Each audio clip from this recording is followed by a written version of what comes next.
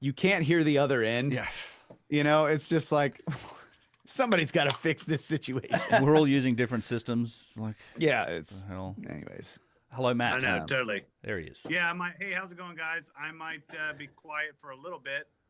It seems to be on the stream. I'm delayed. I probably got some network jazz running. I'm going to try and shut a bunch of stuff down. So Yeah, delayed, your video quality is low. Yeah, you look like an 8-bit Nintendo character. Yeah. He's Mario Bro Matt over here. There he goes. Classic IT guy. He's Yeah, the classic freaking IT guy with like a gigabit connection, and I'm using a wet piece of Yeah. string in Northern California. Know what's going on. Yeah, I'll keep you. You didn't tell me to. By the way, I'm uploading. he literally turned up about 3 minutes before we went live too. That was Yeah. impressive. He's like, I need some time to test this out. Shows up Yeah. 45 seconds before we go live. Yeah, You my forgot. bad. You forgot to tell me to hit record. Oh no. So Whatever. Well, that's a classic Snake Bros mistake right there. yeah, can just why- you download never it. hit record. From the live later from YouTube. Yeah. I know, bro, but I'm very particular about the audio. Yeah, I know you are. Yes.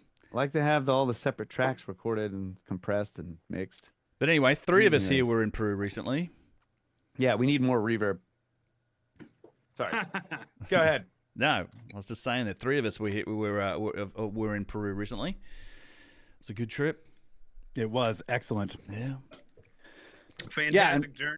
We hiked. I mean, well over 100 miles up mountain through the rain. Completely insane.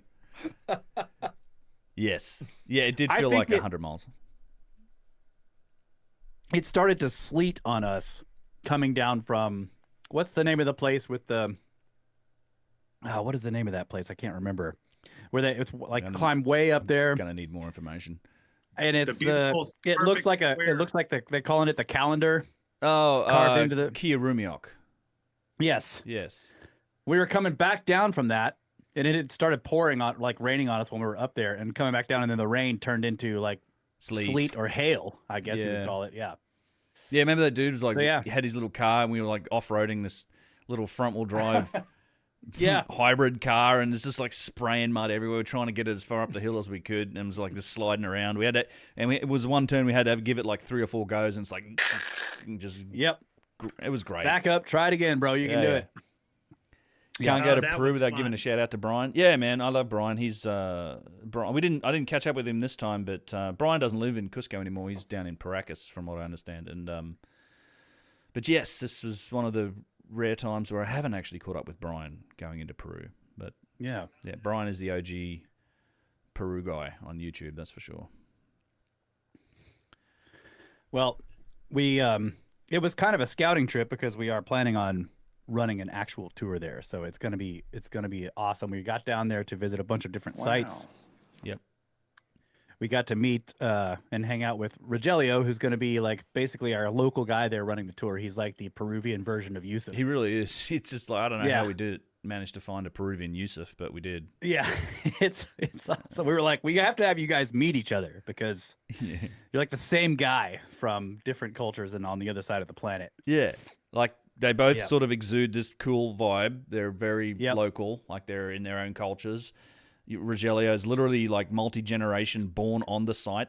Like lives, born, raised, still lives at Ollanta Tambo. He's got kind of the indigenous connection, the family connection. His grandfather he's got these stories about what his grandfather said about when they would build the modern town and they would cover up a lot of the big blocks that are in the main square.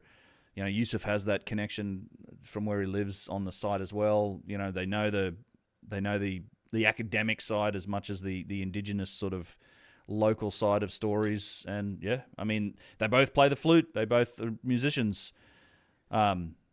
I don't know. I think they're either going to love each other or hate each other. But Yeah, I think I don't That's think they're going to hate each yeah, I other. think they'll get along. Yeah, I think that'll be fine. Yeah, they're going to get along. Yeah, there's a Yusuf in every country. I think so. Yeah. Yeah. What was the highest altitude you guys hit hiking? I mean, I think the highest altitude overall is about just over 14,000 feet.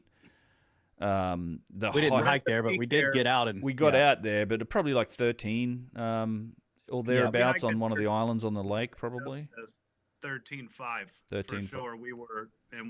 We went from in the 12s to 13.5 at some point on my altimeter. It was pretty, some of it was intense, some of it was glorious. All of the views were fantastic. I mean, if you can forget about being out of breath on some of those, it's some of the most beautiful hikes I've ever been on, for sure. Yes, it is. It was strenuous, and it was one of the reasons we went down there. Is that I want to do these hikes on the tour. I want to offer them on the tour, and we will. We will offer alternatives as well for people that don't do them, because honestly, the quarry hike to Ollanta Tambo, place I've always wanted to go to, and we got there. It's quite a strenuous hike. I mean, what was it, like 10 miles, maybe 11? But it was round trip. It was like 11 miles. And the second time, Rogelio was like, you know what? The path was long. Why don't we just go straight down the mountain? We did. He was like, it's shorter this way. And it's true. It's like a hopefully controlled fall. Yeah, dude. Down the mountain for like steep. 2 miles. Yeah, it's like, dude. And he's just tramping along, and I'm like, wow, I can't even believe there's grass growing on this hillside. It's so steep, but we're just going down.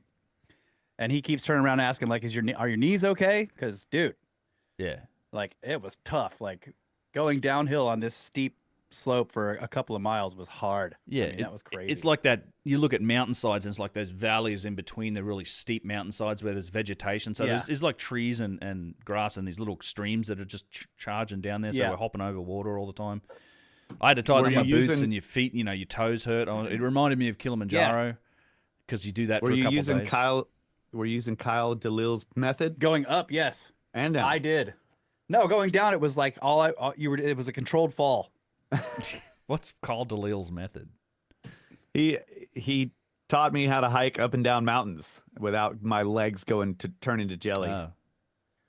We talked about it from the Scablands trip, because I was just like, man. I was using his method on the way up. Yeah, it helped a lot. You lock your knee. You take the steeper the slope, the shorter the steps you take, and every step you lock the knee, and that's what holds your weight to lift the other leg, as opposed to like your muscle. Yeah. It's a great method. I did. I mean, terrible. I hiked Honestly, up. It sounds like my knees are going to snap based off of this current descent. Going down, lock my knees. You're insane. Okay. Going down, yes. Going down the hill, I wouldn't lock the knee, but on the way up, it really helped. You filmed a bunch of that, didn't you, Matt? I could probably find that video of us going down that damn hill. I filmed us going all the way down the hill. It was fantastic, dude. Yeah. I mean, I'll take Kyle's advice over the professor. Yeah. Well, I actually hiked up at a time. Kyle came to Peru with me on the trip with Brian and Jimmy Corsetti back in 2021, and I remember hiking up with me and him, like hiked up Cotimbo, which is, we didn't go there, Russ, we talked about it, but it's like, it gets up to damn near 14,000 feet from an elevation of about 12,800 around Lake Titicaca, and it's straight. It's this straight climb, and me and him just charged up it and sort of went. We passed everyone, but we were both like we're both huffing and puffing and looking at each other, and we both sort of made it up at the same time, which I thought was like, cool. Yeah. I can. Yeah. Yeah. I'm a big boy, but I can still walk up a hill if I have to. I managed to on this hike at least. Yeah. Yeah, it was a tough hike. I'll show you some pictures of it. And I actually would like to share the drone footage, because the story, a little bit of background. I can probably even find this picture from way back in the day. But back in like 2013, my first kind of trip looking at these types of things. Bruce Silver, dude, thank you so much for the $20 too. Valentine beers for all you guys. I'm sure he's dropped some on you guys as well, but thanks, Cheers. Bruce, man. Cheers. Hey, Bruce. So I was with Graham Hancock. I have this picture of literally, like, I'm standing there on the top of the Ollanta Tambo Sun Temple with Graham, and he's pointing and showing us, like, hey, that's the quarry. Like, it's, you're looking across this valley, and up high, way up high on another mountain range. It's across this big valley. That's the quarry. You can see it's like this exploding. Somebody's gonna send me money, oh boy! Ebron just resubscribed for 43 sorry, you guys hear that too. We hear it, yeah. Yeah, sorry. All the sound bites. The sound bites are coming through. I'm sorry. Yeah, Nick subscribing on Twitch, dude. Thank you so much for the 43 months. Nick, you're a champ. But yeah, so he's pointing up at the top here. I'll see if I can quickly find that that picture, because it's a cool picture. But I've been, ever since then, like 2013, I've been wanting to get to that quarry, because it's like you get to the top of Ollanta Tambo and there's these massive 70, 80 ton pink granite, rose granite blocks, and there's lots of them up there, and it's like, well, they came from this other mountain. And you can sort of see this activity, and it's like, man, wouldn't it be cool to get up there? And you hear stories that there are stones. And that was finally what we did. So we took the day and hiked up there. And sure enough, there's like probably the biggest one we saw. What do you think, Ray? I thought it was like 80 to 100 tons in that range, like massive big block. And well, and there was another one way farther up the mountain that also looked enormous, but of course we couldn't get close enough to tell. But it was sort of half buried in the scree coming down the hill, but you could tell it was a cut block. Right. Far up above where even to where we hiked to. So the quarry itself was much farther up. And we were talking with Rogelio, like, I wonder where they were pulling this stone from. Because one idea, while Ben's looking up photos, one idea is that they were getting these blocks from boulders that had already naturally tumbled down the mountainside. The problem with that is it's not high quality rock when it's been exposed like that. And it was obvious that some of those blocks we were looking at were high quality stone with no fractures, no obvious, like that they had cut it out of a deep quarry in the mountain. So that must have been somewhere farther up. But yeah, 80 tons, 100 tons, maybe, maybe 120. Yeah. So here you go. I'll just show this real quick. So this is Graham and Santa, but he's pointing up at the quarry. So we're standing. This is like 2013 photos, so don't at me about the photo quality here. Back in the day photos. So yeah, this is like this splayed area out here is kind of where the quarry is, and then Graham's pointing at it. But it's blocks like these, right? This is what's at the top of Oyente Tambo. Yeah, that's right. And this is, you notice the difference too, like there's no big ropes in front of this. Well, there's this little guideline, but no one cared back in 2013. And blocks like these that are at Oyente Tambo, but the quarry for them is way up on the other hillside. So if I'll stop sharing this for now, and I'll find the pictures of the quarry. Dude, Workmatic, $50. Thanks so much, dude, for the super chat there. Says he loves you guys. Truly appreciate all your work, and that goes to all of us. So thank you. Thanks, you, Workmatic, man. He's a long-time supporter of my work and one of my mods as well. So thanks, buddy. But yeah, it's quite a logistical challenge. I mean, I have big problems with the idea that people were moving 100-ton stones over that terrain. I mean, it's not that far away relatively, but I think it's one of the challenges. And in fact, another thing we saw up there, which I thought was really interesting, was, remember that collared stone? So there's a big lump of granite. Oh yeah. That had a collar carved around it that seems like it could have served as a counterweight. Like there may have been an actual system that it might have been used for that, or it might have been a statue being carved, but for sure it had this neck carved all around it where you could wrap it with rope and use it for something. And I just looked at it and thought maybe this served as some sort of counterweight at some point. I'm not sure. Yeah, to help lower stones slowly so that they don't just fall. Yeah. Yeah. Because as we walked up over several hours, we're passing stones. So we're following the trail. Yeah. Well, evidently there was two trails. There was one that was the less steep version. There's smaller blocks, and there's these different blocks that are along the... Yeah. It's on the other side of the river immediately. You've got stones, and they sort of get bigger and bigger as we get closer to the quarry. And then when we finished up there and we did that, that straight down descent, we did that to get down to where there are other really big stones that are kind of the lazy stones. These are stones that have been left evidently on the way to Oyente Tambo, like the site. And the river was really high when we were there because it's the rainy season. But in the river, you could also see, and there were, Rogelio was pointing out that there are blocks in the river too. And you've been to Giza. Somebody's going to send me Yes. money, oh boy. Sorry, I can mute that if it's too loud. Wow, they're amazing. I've never been on Uncharted X, but these sound effects are way crazier than the Snake Bros. Somebody send me money! That's Randall. That's Randall. Yeah. You can almost hear the snorts of derision. Sorry, I'll stop. Why are they going off randomly? So those are Twitch. Petrus Lemon. Yeah, those are subs on Twitch, and thank you, Petrus Lemon, for the 22 months, man. They're automatic. I appreciate it. Yeah, so I'm multi-streaming on YouTube and Twitch, and it's just an automatic alert. I mean, I can shut it up if you like. Just say so. Oh well, Yeah. Nick just donated $5 for Matt in our stream too. Okay. There you go. For Matt? Okay. Yeah, Matt, you get $5. All right. I can mute He wants to Velo. know if you're going to take top bunk or bottom bunk in Peru. I'll flip a coin. Let me see here. I did, yeah. Oyente Yeah, thanks to Tambo and Barnaby Quarry. too. So let me try the video then, because I've not actually watched the drone footage.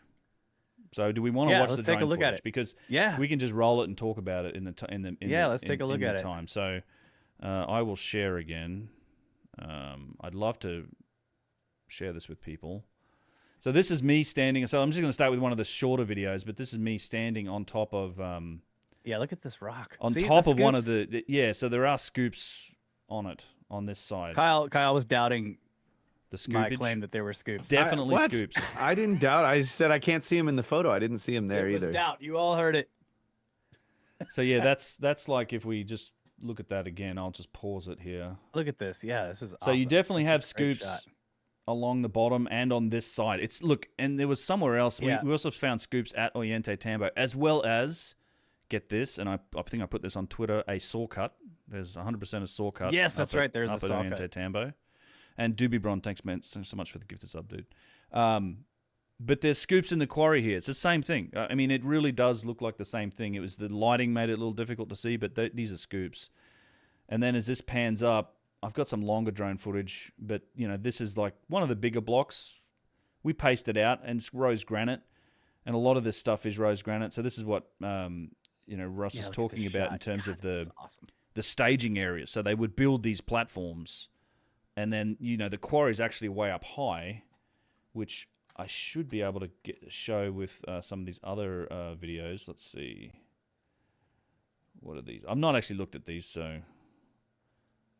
Oh wait, is this? No, this is the quarry. Yeah, so we're taking off. So this is the lower part of the quarry. Again, here's another work stone. I'll just let this play.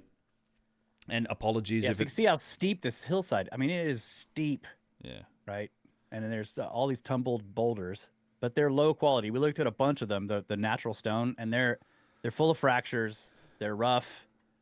Yeah. Whereas when you would see a cut block, it was obviously high quality.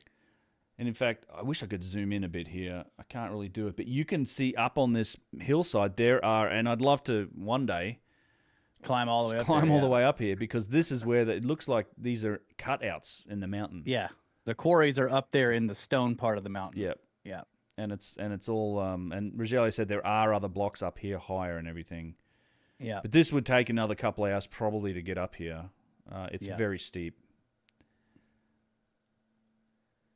I mean, by the time we got to these platforms, like you can see the constructed platform there, and then as the video pulls out, you can see another one below it with the path.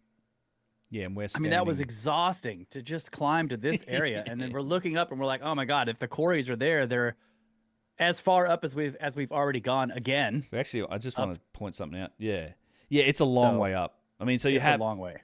this is like the rubble. This is like the offcuts with a lot of the lower quality stuff. But then you see blocks like this Yeah, one look at that block. and this one that are almost a darker shade. Like they're that you have that same thing going on as you do in Egypt, where you have to dig into the mountain to get high quality granite that's not fracturing that you can use for these bigger blocks. So Yeah, and some of those, like that scree with the rock, it almost looked like mine tailings, like that. Well, that's what I was thinking too, because you don't see it anywhere else. Right? Yeah, exactly. It's all in that one spot, which Yeah. makes it seem like that's just the rubble from the quarrying efforts. Exactly. It's just falling down the mountain. And then they've used it to make platforms for staging areas, for whatever reason, as the blocks or they're trying to keep it from continuing to fall down. I don't know. Yeah, here's look at another that. I block mean, here. Yeah. Yeah. And it is stupidly steep. Everything out here is steep. Like it's rugged terrain is what I would say. Yeah. Let's see if we fly around a bit. There you go. Yeah. So. This is great drone footage, man. Yeah, If only I hadn't wrecked mine, I'd have better drone footage. You would, because you had the fancy drone. This is the little drone. Yes, we can show that was footage the too. steepest. That was the steepest incline we did. Was when you wrecked your drone. I mean, that was. Oh, Napo and Glacier. A time lapse of that where of us going up the 500 stairs like straight up in the air. Yeah. Yes, and I'm very sad that I didn't hit record as soon as I took the drone off, so that I have a recording of me wrecking it in an inaccessible place. Like that drone is going to be on that mountainside forever. It is, unless yes. there's a landslide. Yeah, Russ made an expensive offering to the gods. Of, It's a very at Napa and expensive Glacier. offering. Napa Huaca. And I nearly captured it. Yeah, almost captured to the people who talking to about the tour. A lot of these places, you'll be the only people there. We were the only people there, and I don't know if all of them, but some of the places you from being like kind of a rookie, I was amazed at the peace and the solitude we had to be able to take all of our time and observe this stuff. It was fantastic. Like one of my best trips I've taken in my life. It's such a beautiful and mysterious and crazy place when we're talking about the quarry and where they took those stones all over the country is so mind-blowing. Yeah. And he's right that some of the big sites were busy. Obviously, Sacsayhuama and Machu Picchu is going to be crazy busy, but there were a lot of sites where there was just no one there but us. Yes. So yeah, it'll be a fun trip. I mean, Peru's not, it is a little more difficult than Egypt just in terms of you're at altitude. Yes. It's different to Egypt. People have been at me to try and make this trip happen for a long time. And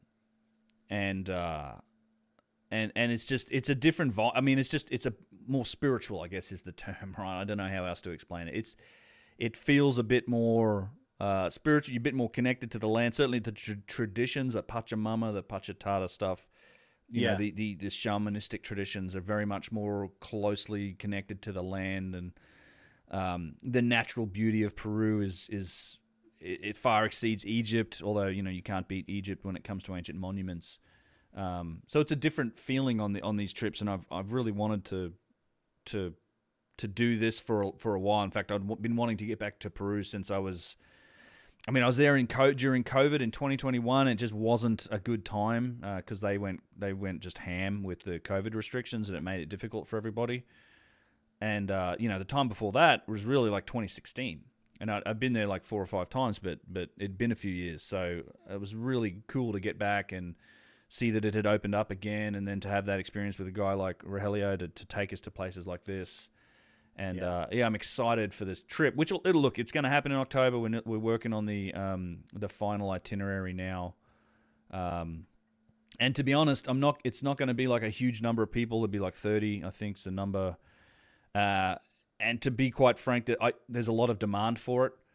And we do release these trips to, I guess, our supporters, the people on my email list, previous tour attendees, patrons of Snake Bros, of Uncharted X. They'll get it first. I have a feeling it might just sell out within that community before it even goes public. So if you do want to come, sign up for $1 or whatever for the next month. You can sign up for $1 to either one of us and get early notice. You'll get the early notice. You'll get the early reg. So yeah, $1.08 for Snake Bros. We're a little bit more expensive than Ben. Yes, I think my bottom one's $1. I mean, whatever, it's no big deal. So yeah, there's Matt, Russ, me, and Rojo. Woo!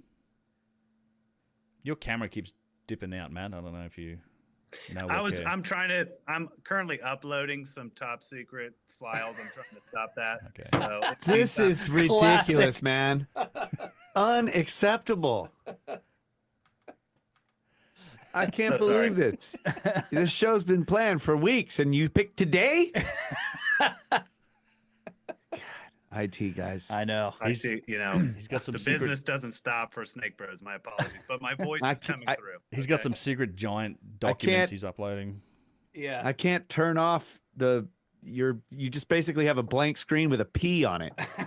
And that's on the live stream. That's what everybody's seeing. I can't do anything about it. Put a damn image of me up there, please. Thank you. That's post-production, bro. You want to sign up for free work? This is entertaining to your listeners and viewers, okay? Me having technical problems, okay? Ryan Sellers, $20, offering to the Snake Gods. Thank you, Ryan. Thanks, bro. There you go. Really appreciate Ben, that. You know what, Nick? Through We're keeping that $5 for Matt. Excellent. Oh yes, and as we're here, I do want to say this. The previous picture, Ben, Yeah. showed really how deep beautifully pink and rose that stone was that we were standing on. You can't see it in all of the imagery. Yeah, it was quite pink. Yes, and while we're at it, Mr. House Party, $5, and also the gifted subs from Petrus Lemon over in Twitch. Thank you very much. Thank you, Tracy. You've got sharp eyes and beautiful earlobes. Yes. Wow. Yeah, so I think. All right, we got it. This is a good one. P for P shy. Yeah. There you go, bro. P shy. Mr. P. Yeah, P shy. It's funny because Yes. in the in the studio here we can see he can't even spell prof correctly. Don't tell everybody that. If I told you, if I told you I what I was doing right before the stream, you would have sympathy. But I can't say it on a live stream. I thought that was a reference to pta. Yeah, it's tough. It's Pata. Shy. Pata shy. We got Yeah. one chicken down. So have some sympathy, bro. What? You're breaking up. I'm sorry. I can't Chicken hear murders you happen. because I guess you don't have enough data. Yeah, it's breaking up. That's Gigabit great. Kentucky internet. Yeah. So this is the clip I wanted to get to. So this is it. Yeah. Yeah. So this is what I was trying to get to, chat. So we know. And you can tell. Yeah, we had a great time in Peru, like just taking the piss out of each other the whole time. Absolutely. And but we couldn't climb up here. But Rogelio was telling me, okay, so up over this ridge where we were, and all the way up here are stones, and I you can't see it from the ground, and I haven't looked at this drone footage yet. And damn if I don't want a new Mavic with the zoom lenses on it now, because as I'm looking at this, I'm seeing 1, 2, 3, 4, 5, 6, 7, 8. There's a lot of blocks. Big blocks. These are probably smaller quarried blocks as well. And he said up over on this platform, there's a bunch more, and you can see this is like probably a lot of the quarrying probably happened up and over that corner, up around here, but also on this hillside here. This looks like quarry rubble. Yep. Yeah, so let's see where this goes, because I haven't looked at this. And Russ, you don't have like local caching on the phone for your drone? You turn that off or something? Because sometimes I was running it on the iPad and I just hadn't turned it on. Okay. Like when you start recording is when it starts to cache it, and it just didn't do it. You didn't hit the button at all. I didn't hit record. Yeah. I just hit it. I was trying to get it into position, and I crashed it into the mountain. So yeah, I mean I was flying it for less than 30 seconds. We can get to that. I do have footage of you. Like I'm looking at you and me because mine was malfunctioning as well, and I just like whoa, and then the funny thing is I wish I'd captured on the drone because that would be the second time that I've filmed that you've captured me crashing my a drone with my drone. Yes, I have footage of him skidding his Mavic across a road up in the Scablands from my drone, just like down the road. He crashed. Yeah. You said pause. Hey, it, I'm Kyle? a great pilot. All right. Yeah. Screw you guys. You gotta take risks. Yeah, I totally agree. That's it. You want me to pause this, Kyle? You were yelling pause it. What was that? No, No, you didn't. Oh, okay. I thought you said pause it.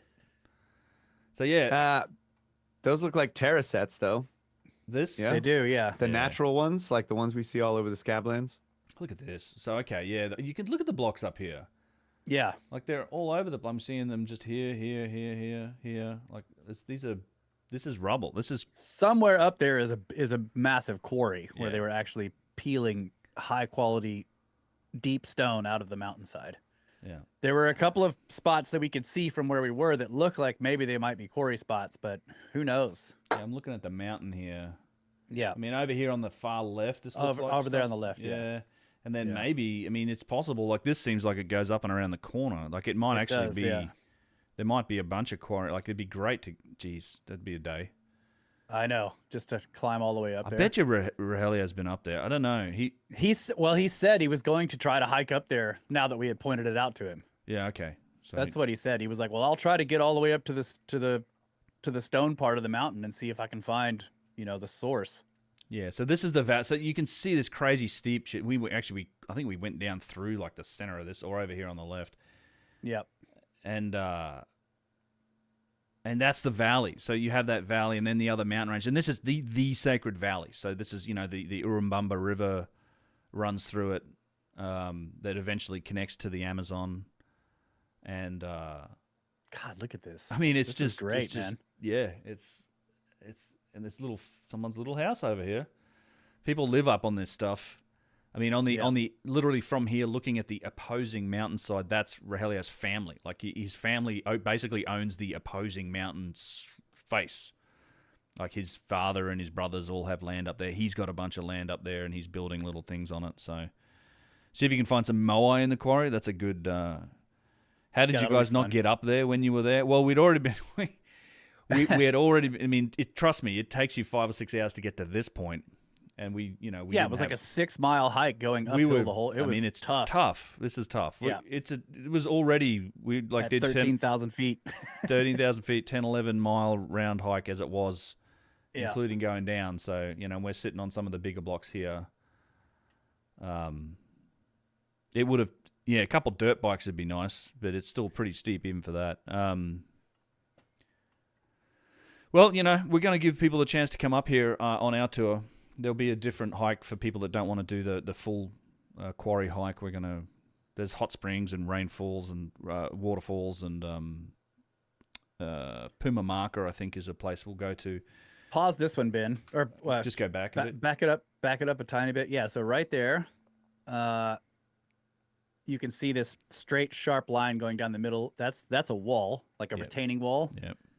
To the left is the downhill side, and you can see what looks like a strange, like a meandering path along it. That is actually it doesn't work anymore, but that is what Rogelio called those Inca canals. Like it was a water source. Oh yeah. So they had like all on the mountains when you're going through, especially in the Sacred Valley, you could look up and you would see these straight lines going across multiple features in the mountain, and it was this ancient, tiny irrigation canal that just ran water from some glacial source higher up in the mountains, and it would just carry tons of water. Like still, many of them still running in Ollantaytambo. There were canals all through the city that still ran. This one was carrying water from somewhere, some other mountain, because this one doesn't have any water on it, all the way out here to serve the staging area with a water source. It just doesn't function anymore. Somewhere along the path, it's broken, and so the water is no longer there. But it's crazy. Like you can see these ancient water channels all through the mountains. Yeah, I mean, that's awesome. We hiked past a couple of them that were working, but they have like a very slight slope just to carry the water. It's not steep, but they run these horizontal lines. You see them. You could see them on the other side of that. You could see them running to Ollantaytambo from way up on the hills.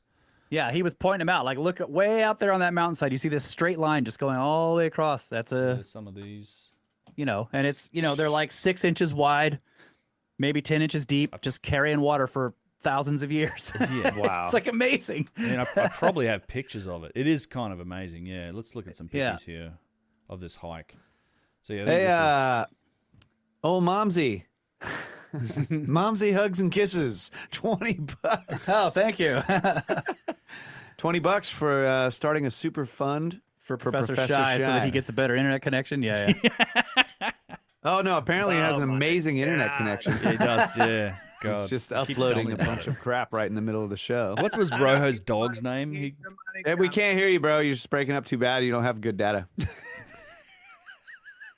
Just mute him. I'm just kidding. He is muted as far as I can see. He's muted himself. There we go. I said, keep the money coming for my internet. Good deal. We'll help him get. They were like, he's switched to dial-up. Yeah, we'll help him get a faster modem. And then we had realness, $10. Drone money. Third drone's the charm. Third drone's the charm. And there's legends that the what is it? Legend has it that the first one is still in the tree, and the second one is definitely on the mountain at Napa in the Sacred Valley. Yeah, definitely on the mountain. Yeah. So we're hiking up the other side of the valley here. So this town is Ollantaytambo, and here's the Sun Temple. You see all these terracing and the. Oh yeah. Yeah. So that's like we're looking across at it, and this might be a water channel actually. This path here potentially. And then there's granaries and storage hills. Like all of these hills are terraced. There's just stuff and building on them everywhere. So yeah, this is like God, the look at that. I mean, it's beautiful. You know, you can see. So you see that those horizontal lines here.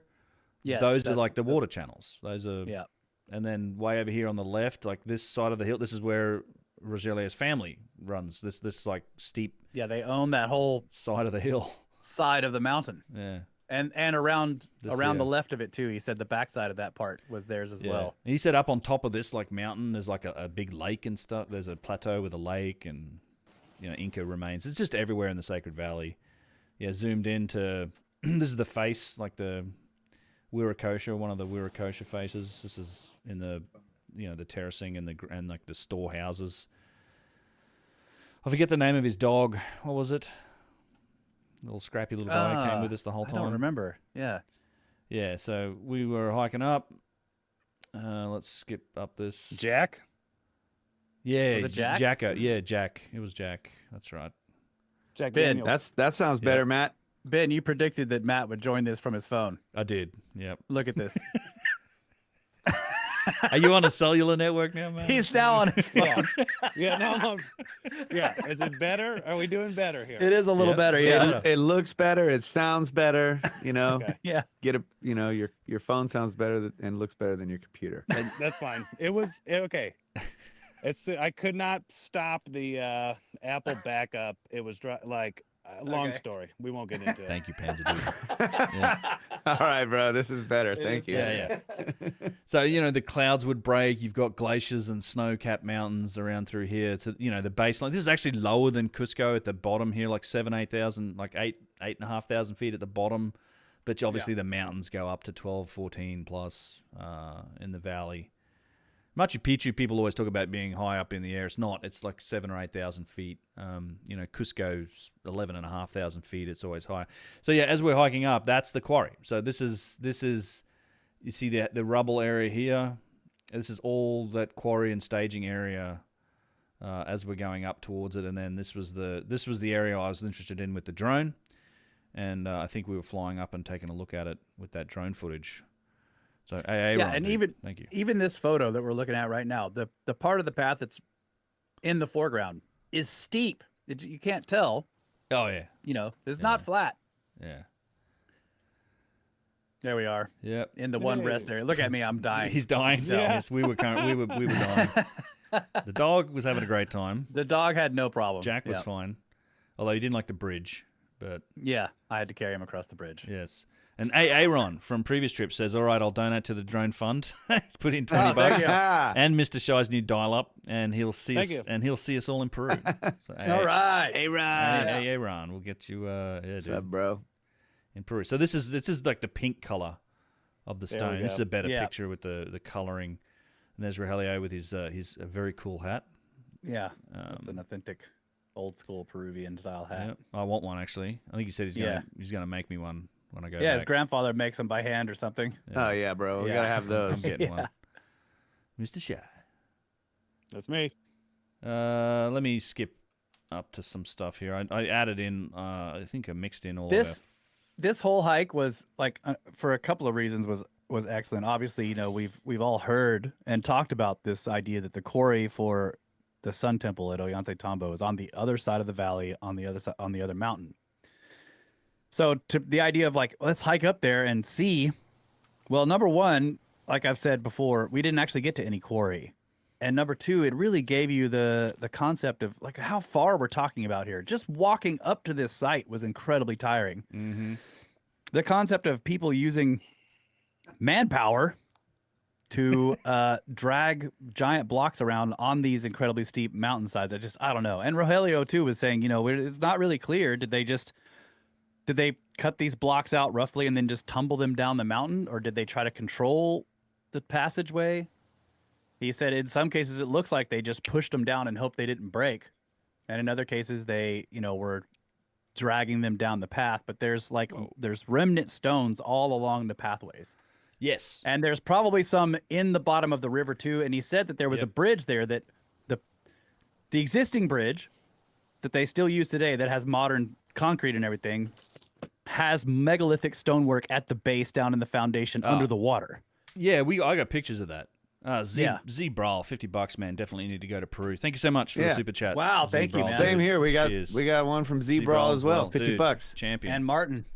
And Martin Rander says, good "I'm for glad you I guys. caught the live. Happy 50 Valentine. pounds. Thank you. Thank you guys so Yeah. much. $2 from Nee Davis. Nick. That's Nee Davis. Nee Davis. That's Kenny Nick. Davis. Matt. And Matt, he says he's going to find a new bunkmate, Matt, because you need to save for some AOL connection. I got Yeah, I'm gonna not going. Canceling, going.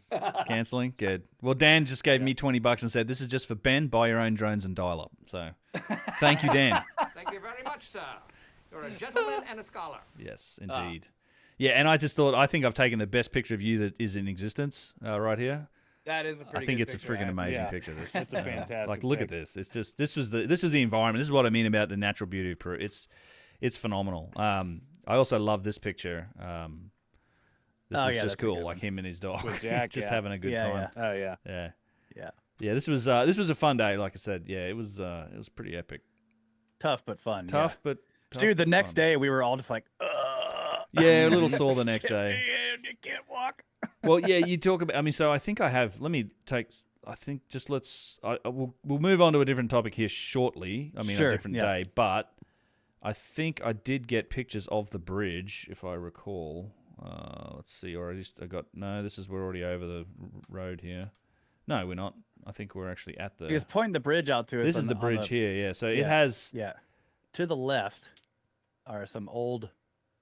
They didn't end up using them, or maybe that's, I don't know what he was telling us, but he was the base of those columns have megalithic blocks. And then he told us that they came along and Oh, here we go. yeah, they're right there. That they came along and look at yes. this. Look at that. Yeah. This is all Oh yeah. massive Wow. work. Yeah, and they tried to build another bridge. Yeah. A modern bridge, and they just it didn't work as well. Yep. So They're like, nope. they keep the megalithic one. Yeah. And it's a good example. The Inca had obviously worked on this as well because you've got this small stone stuff here. But yeah, at some point I mean, he was saying that they would actually he reckons that they were blocking off like half the river at a time to move the stones across. Yeah. Like you'd block half the river and you move it halfway, then you'd be on a Unblock, platform yeah. and then you'd unblock one side and block the other and then move it across. Yeah. I don't know. I'm not sure I buy that, but yeah. maybe. I mean, we know they moved them because they're in the way. Because this is the other thing I wanted to show was the other stone that we got, which was here, right? This was down back across the river. Yes. That's right. You know, we're sitting on the train track here, and in this field, just happens to be A giant block. a giant block of stone. Look at this thing. The farmers just farm around it. Yeah. Wow. There's a couple, obviously. And then Yeah. from here, you're on the other side of the river where Ollanta Tambo is, and you climb up the hill towards it. And I know that they were doing roadworks. We couldn't see it, but I've seen it in the past. I have pictures on that road's another massive block, probably as big or bigger than that. And Wasn't that one they had to build the road around it. 15 by 6 or something? Yeah, we did get. I think I got a little footage of him on it because he did sneak in there. He gets on it and then he lays down. Yeah, It's 3.5 Rohelios long or something Yeah. like that. and he's more or less just under 6 foot tall. He's about my New height. standard of measure. Yeah. Well, they just seeded too. They actually asked the farmers if we could go in there, and they're like, no, we just seeded it. So Yeah. we did. They would have let us, but they had just put seed in the ground. So they Yeah, were so- like, please don't walk over it. Yeah. This is Ollanta Tambo over here, so it had to cross over, and then there's this road that goes up to it, and there's another block in here somewhere. At least one. There's probably more. This is down in the valley. Dan, thanks. $20. He says Oh. drones are expensive. Appreciate the sacrifice. Thank you. Let's see if we get back to this point where he gets on the stone. So yeah, so you get an idea of the size of it here anyway. So we're sitting on the railway tracks, which is quite an Yeah, active look at that. railway line, by the way. So we were keeping our ear to it. Yeah, pretty cool. Like, the hell did this thing get here? You know, Yeah. it is huge. Wait, how did your shirt get on it if you weren't allowed It's to the walk in farmer's shirt. Uh huh. That's farmer stuff. Okay. Farmer's stuff, yeah. Actually, I did get. Let me just look at this. I know. I'm sorry about jumping around in this. It's all right. I have. It's fine. Yeah, Rogelio did run out there and he did. Yeah. Oh no, that's up there. I know at some point I got that footage. Was it DJI 185? I think it's got to be in this somewhere.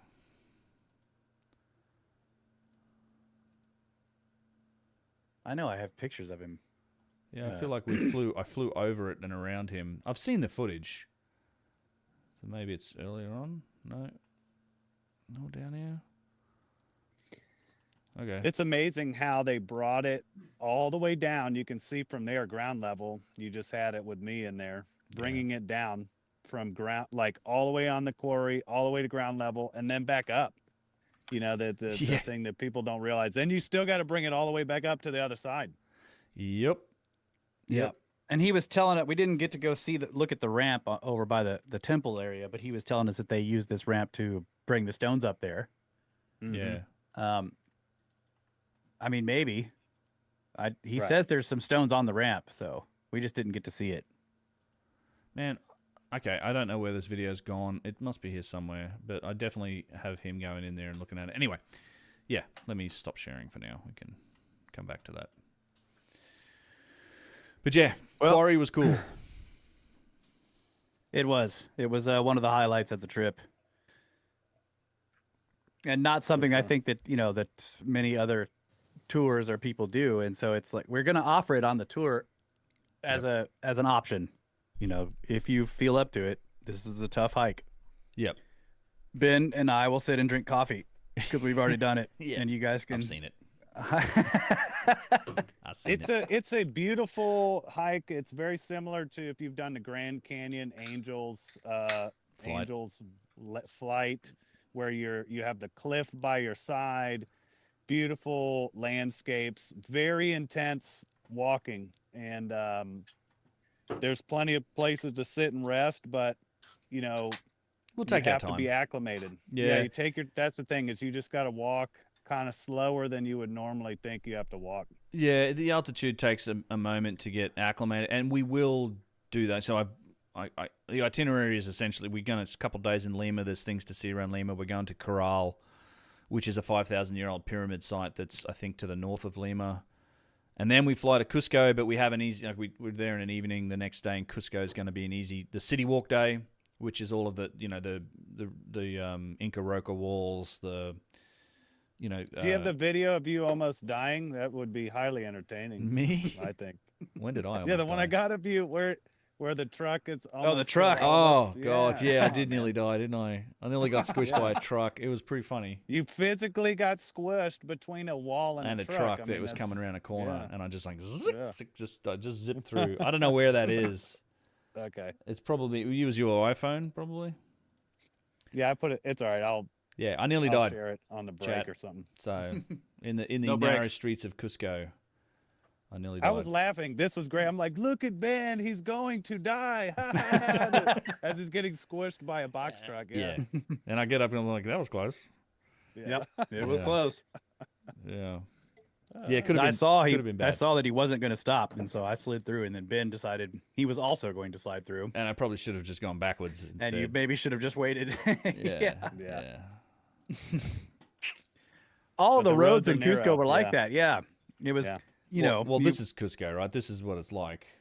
Actually, I'm not. I'm sharing. Let me share it again. Stop. I mean, this is actually a nice.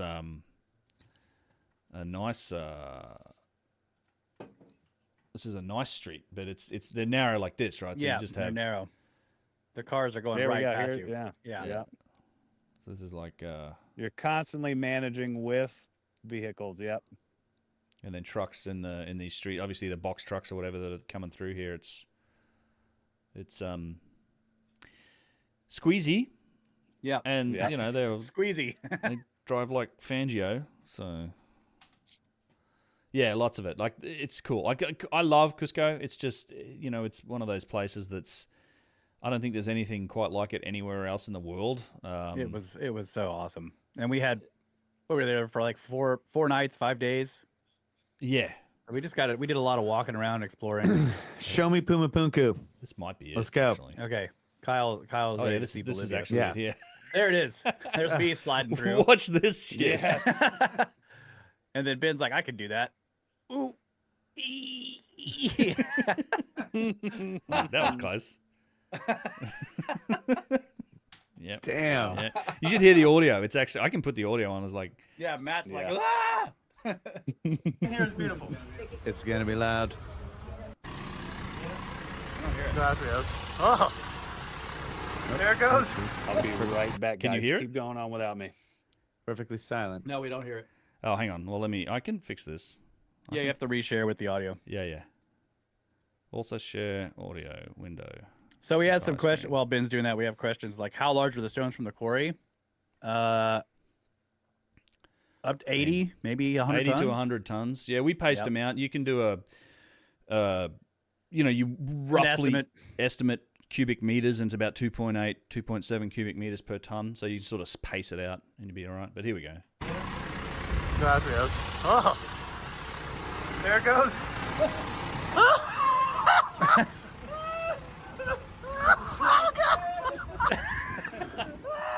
That was close. He's very entertained by that. Have you noticed Yeah, how entertained Matt he was was by me nearly incredibly dying? Yeah. Thought it was great. He's gone now. Yeah, he left. He left. He's like, I want to see this shit. Yes, show you what? Puma Punku? Is that what you want to see? Another question. Can you camp up there? That's a good question. I'm not sure you would want to.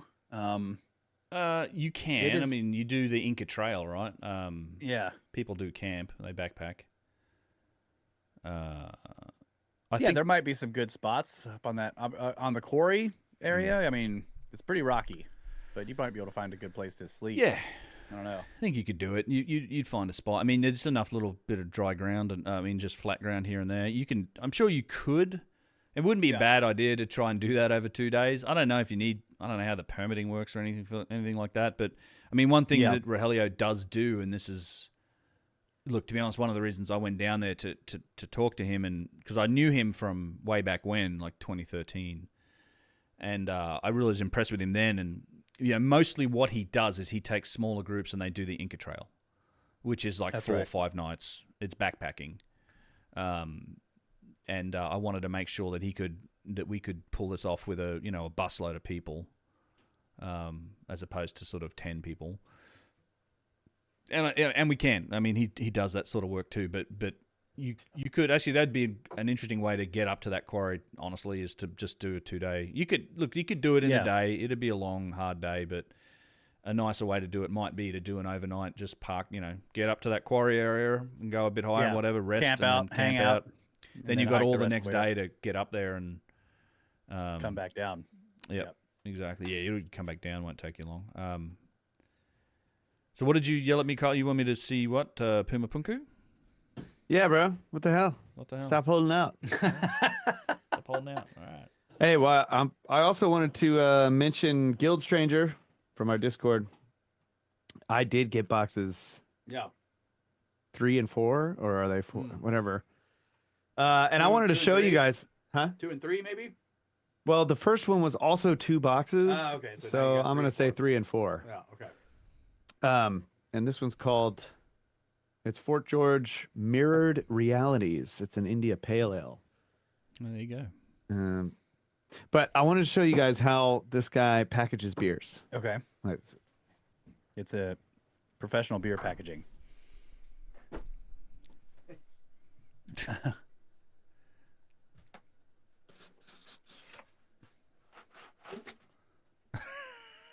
Oh, yeah. That's they're perfect. individually cut out into the, like you've got foam cutouts. Holy crap. All right. That is good. That's actually amazing. Yep. It's quite It's quite the a lot of most effort. legit beer packaging. Beer packaging. That's Yeah. definitely, yes. Fancy beers. Beautiful boxes of beer, sir. Thank you very much. Oh, we got a great simple Ben story. Says you went from Uncharted X to Duncharted X. It's just about. This is a great. Yeah, yeah. Uncharted that's X. Safety first, exactly. Yeah, don't use Matt as your Professor Shy as your safety partner. Where did Are he you go? there, Matt? Wildness. I don't know where he Let me went. see. He just quit. Oh, he's here. Okay, Okay, he's here. back. All right. Okay. Good. Yeah, I don't know. You guys booted me. I don't know what I happened. but I anyway. can't. I was just trying to hide the Yeah. video when That's cool. you left, and I guess you can't bring it back on your own. Nope. Ah. Damn. Blue Moon. I don't think it's don't, Blue Moon. Yeah. Don't use Matt as your safety buddy for sure. I laughed at these guys the whole time. I'm like, oh, you're going to die. Like at least 5 times. Yeah. I'll know that somebody is gonna die if Matt's going. Yeah. Safety third. I'm highly amused. Sorry. This is my reaction. I'll tell you a quick story. My wife, who you guys know, she gets really ticked off when there's an emergency. And instead of me being really nervous, like, oh God, what are we going to do? I'm like, it's fine. Or I'm like, ha, we're going to fix this. Like, that's my nervous reaction. I'm sorry. I love the laugh in the background of that video. It's great. Yeah. Oh yeah. Yeah. He was already cackling. that was day 2, right? That was the second day. Yeah. That was the first full day we had in Cusco. Yeah. And so we had just started walking on the streets, and Matt was already like freaking out because of how close the cars were coming to us. He's like, "Oh my God!" And then we get to that one part, and he's like, "Whoa!" Like, it's just Well, I think it's entertaining. You enjoy life. Well, he was also freaking out just immediately with the driving because it's like The traffic. Yeah, you and me just looking at each other like this is nothing. Like yeah. it's just It's like just go to Egypt to see how or India like, or this China. This is calm Yeah. driving. Yeah. You're in a van, and like, I've never experienced this, but your driver, your taxi cab or van driver will just pass everybody all the time. Every cab driver is going to pass 100 people on your journey of 5 miles. You know? Yes. It's crazy. Right. Yeah, you go as fast They as you pull can. into oncoming traffic. Yeah, all the time. Mm-hmm. Yeah. Mm-hmm. Yeah, and, I mean, we had Alex. I was just like, oh God. Alex was like Gran Turismo Alex. We had this one dude driving us on it. And of course, the road down from Cusco that gets into the Sacred Valley is just these switchbacks. Like it's on this mountain. So I've done it a bunch of times. You do it in buses and stuff. But he was just hauling ass. We're overtaking everyone on the way down. I'm just like, Yeah, and then there's a sharp turn. It's a blind curve, incredibly sharp blind curve going downhill, and he goes to the other side of the road so that he can take the turn faster. You're just like, you don't know if somebody's coming up the hill or coming the other direction. He doesn't care. He's hauling ass. it was just, It was great. yeah. I was sitting in the front seat just like, woo! No. It was awesome. Yeah, and I'm just like Fangio. I was like, I'm just shaking my head. I'm like, we don't need to be going this fast because it's just uncomfortable. Like, because you just like G-forces. It's That's like, true. In a corner, like, Yep. Yeah, you could hear the tires, squeaking. Everyone drives stick too, so it makes it feel faster because they're going revving out these little engines with their 5 speeds. yeah.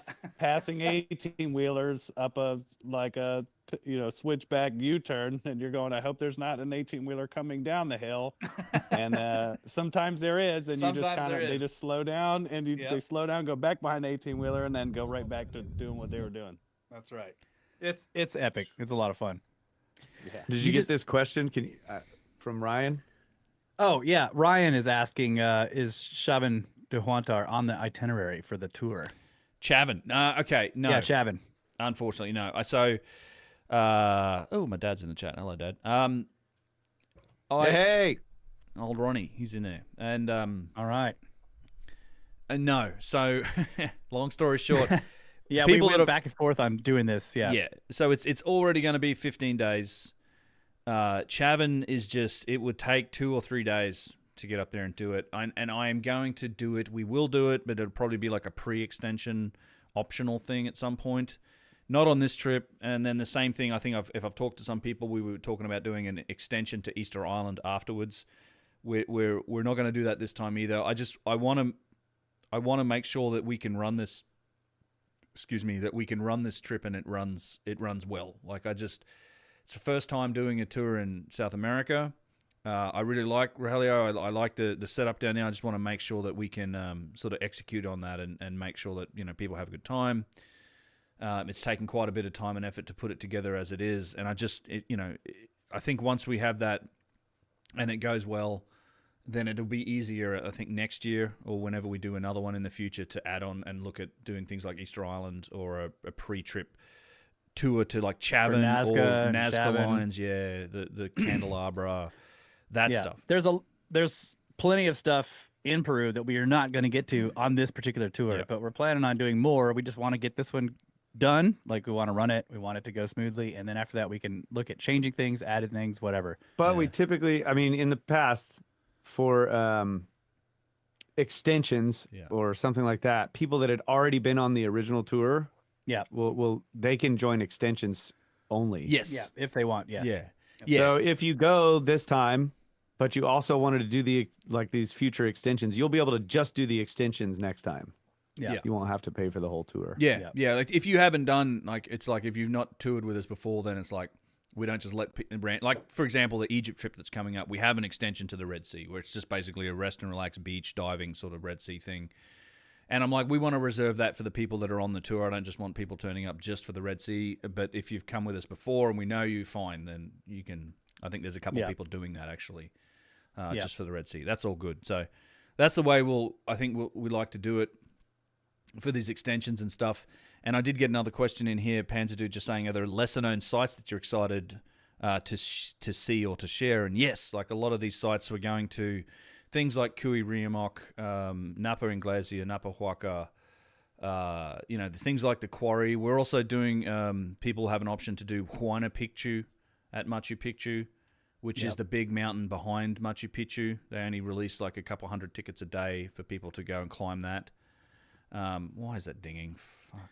Sorry about that. Silistani, we're going to see the Chulpa Tower. Well, they call them Chulpa. I'm not sure if they were actually. The Chulpa Towers are based off of these things, but these giant megalithic towers, we're going to go look at those.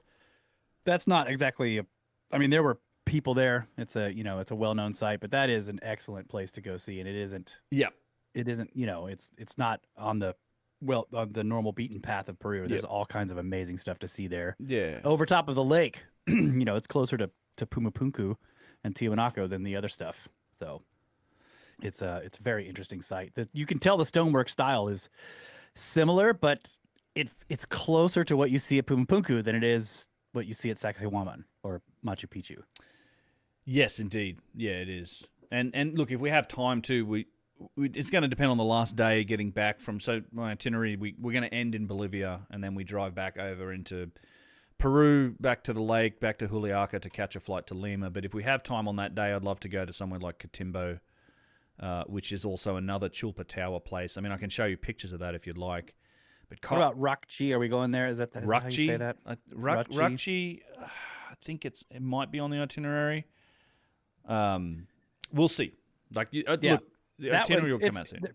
Yeah, there's plenty of sites where it's mostly what you would identify as Inca work, but then down at the base of some of the things, there's like mysterious megalithic or beautiful carved stones. And it's, Rakchi is one of those places. It's almost all Inca work, but then there's a few spots where it looks like the Inca were just adding on to something that was much more ancient that was already there. Yeah, and look, this is a good point that maybe before I get to Pumapunku, I just want to make real quickly with... let's say Ollantay Tambo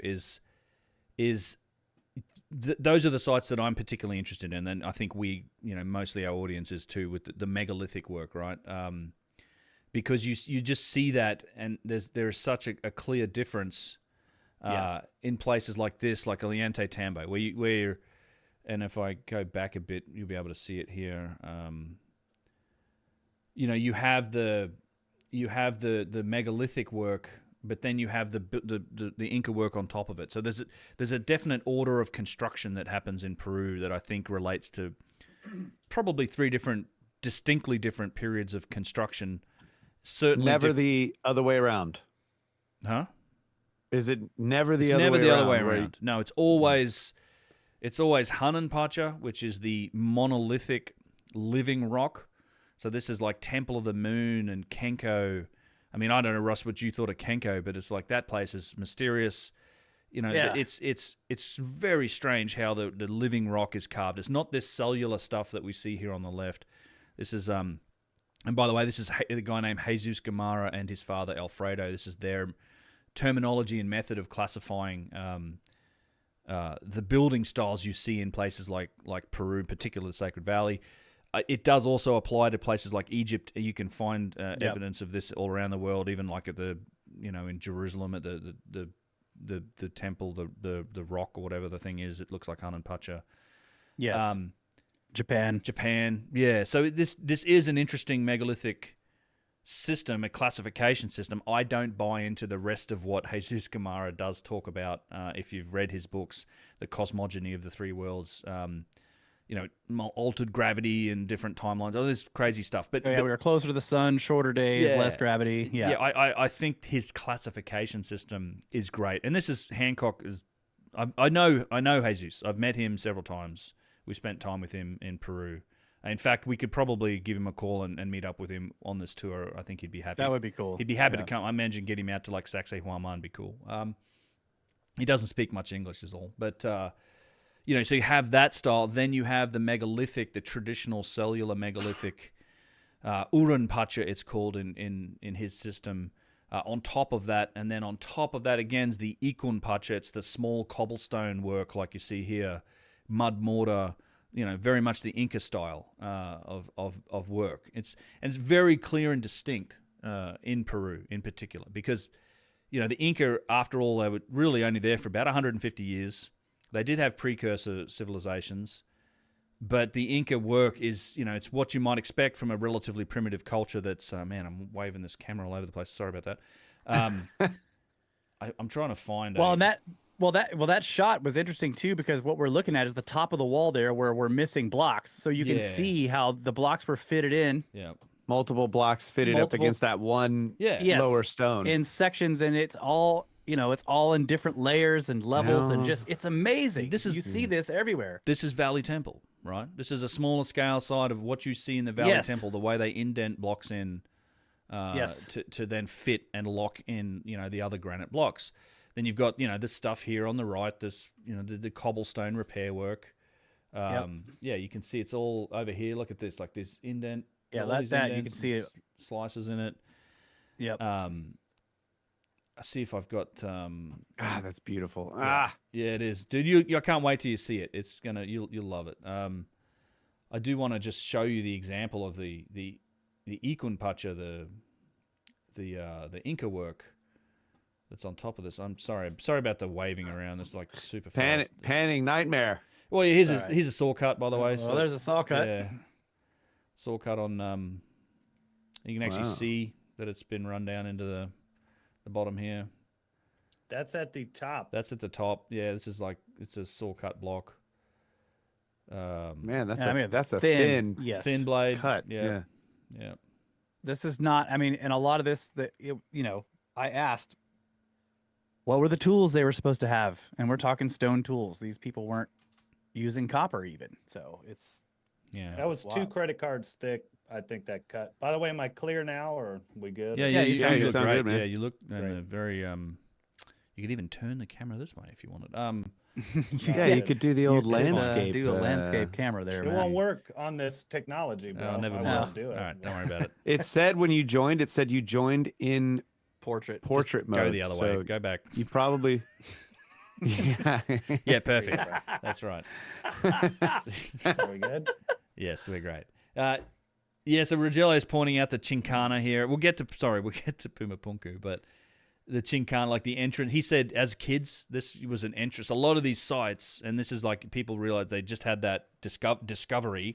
It's been known about for a long time that this existed, but they just sort of proved, I guess, that there's a tunnel running between Cusco and Sacsayhuaman, like this labyrinth, right? They call them Chincanas. It's a Chincana. It's a labyrinth. It's an underground thing. There was years and years ago, these students, like 3 or 4 of these students went down in there and they never came out. Like they died. They got lost. And now they've barred up the entrances to these things because there's literally an entrance to that tunnel in the Coricancha, and we went and saw where it was. It's behind a grate.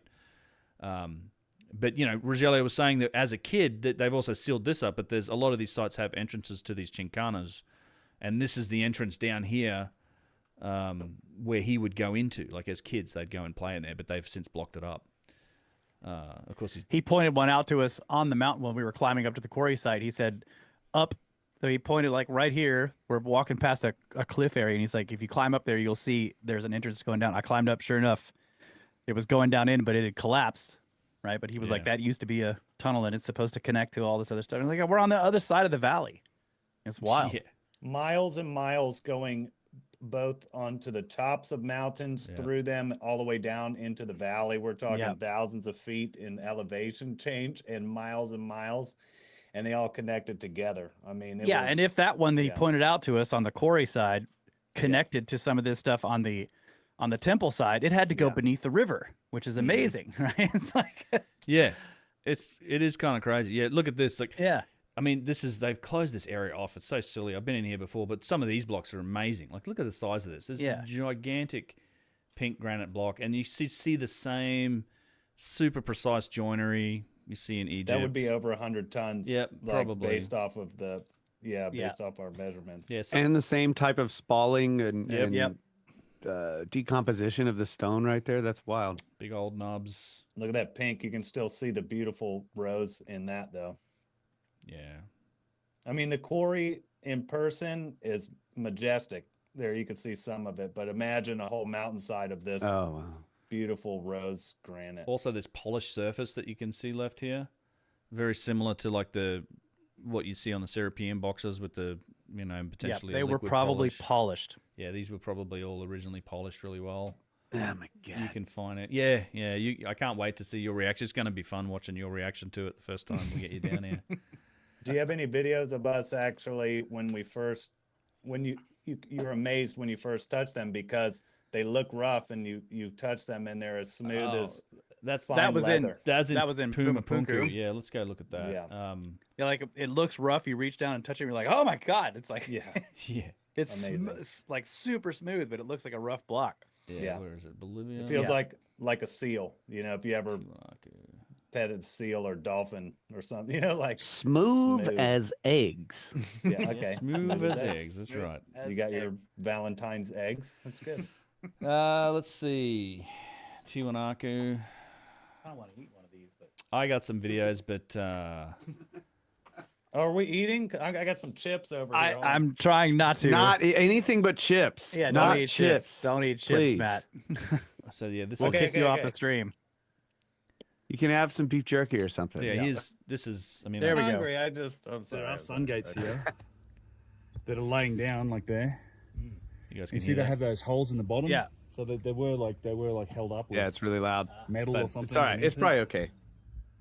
Potentially wood, I suppose, but my camera works outstanding, isn't it? Poking up out of the ground. I mean, I'm I know. phenomenal at this. Thank you. I really am. I'm wondering what happened This to thing here you. with the angle on. This is Benception, dude. Benception.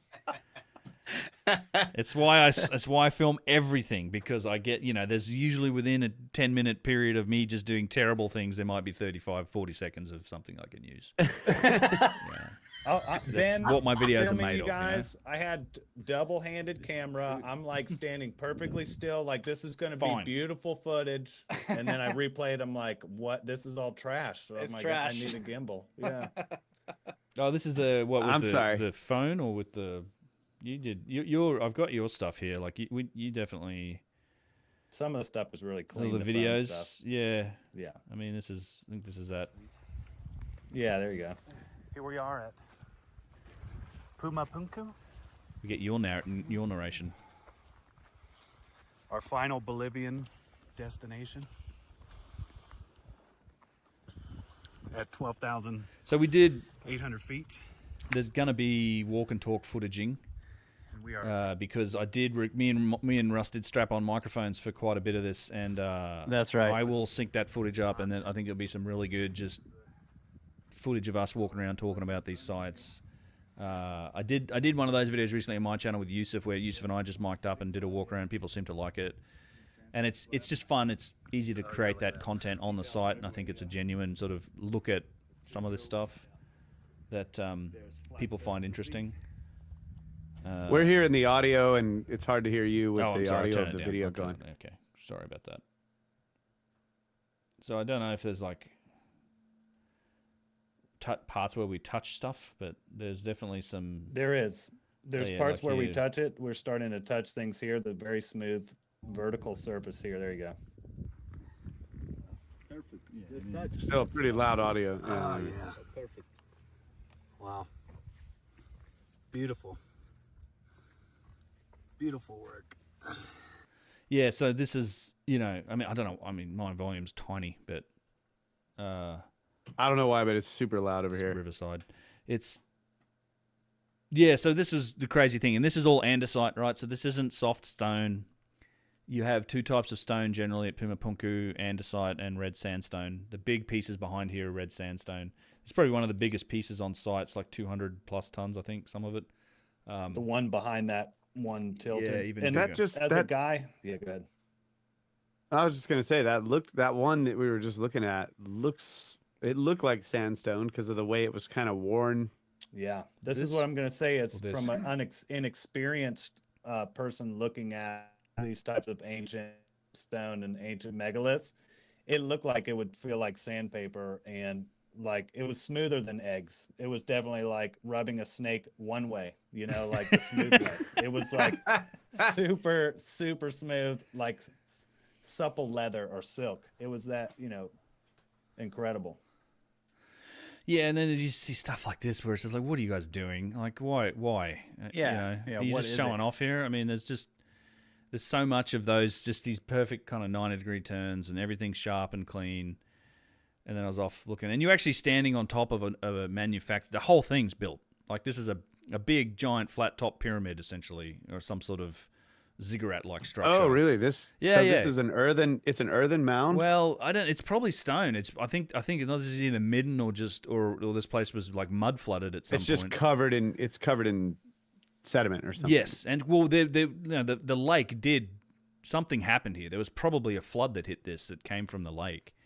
And yeah, you dig down, you look down here, and like the same as the Callias, not the Callias, the what's the step pyramid on the other side called? The Akapana. And it's all that stone. whole channel, all that's built. This is part of the structure here. All this stuff. So that we're this looking new at the wall is new excavation. Like that's right, but you can see on the inside stone. There's it looked like old stone. It's really annoying, this ropes here. I have walked this whole channel, and then you can see stuff like this, which is great, where you just have these freaking machined andesite blocks sticking out of the wall. That's crazy. There had to be some kind of inundation to bury all that stone and all that sediment. Yep. I think there's strong indication of something catastrophic happening to this site. It was on the lakeshore originally. There's a strand line that runs right through here where, essentially Tiwanaku and Pumapunku was an island on the lake.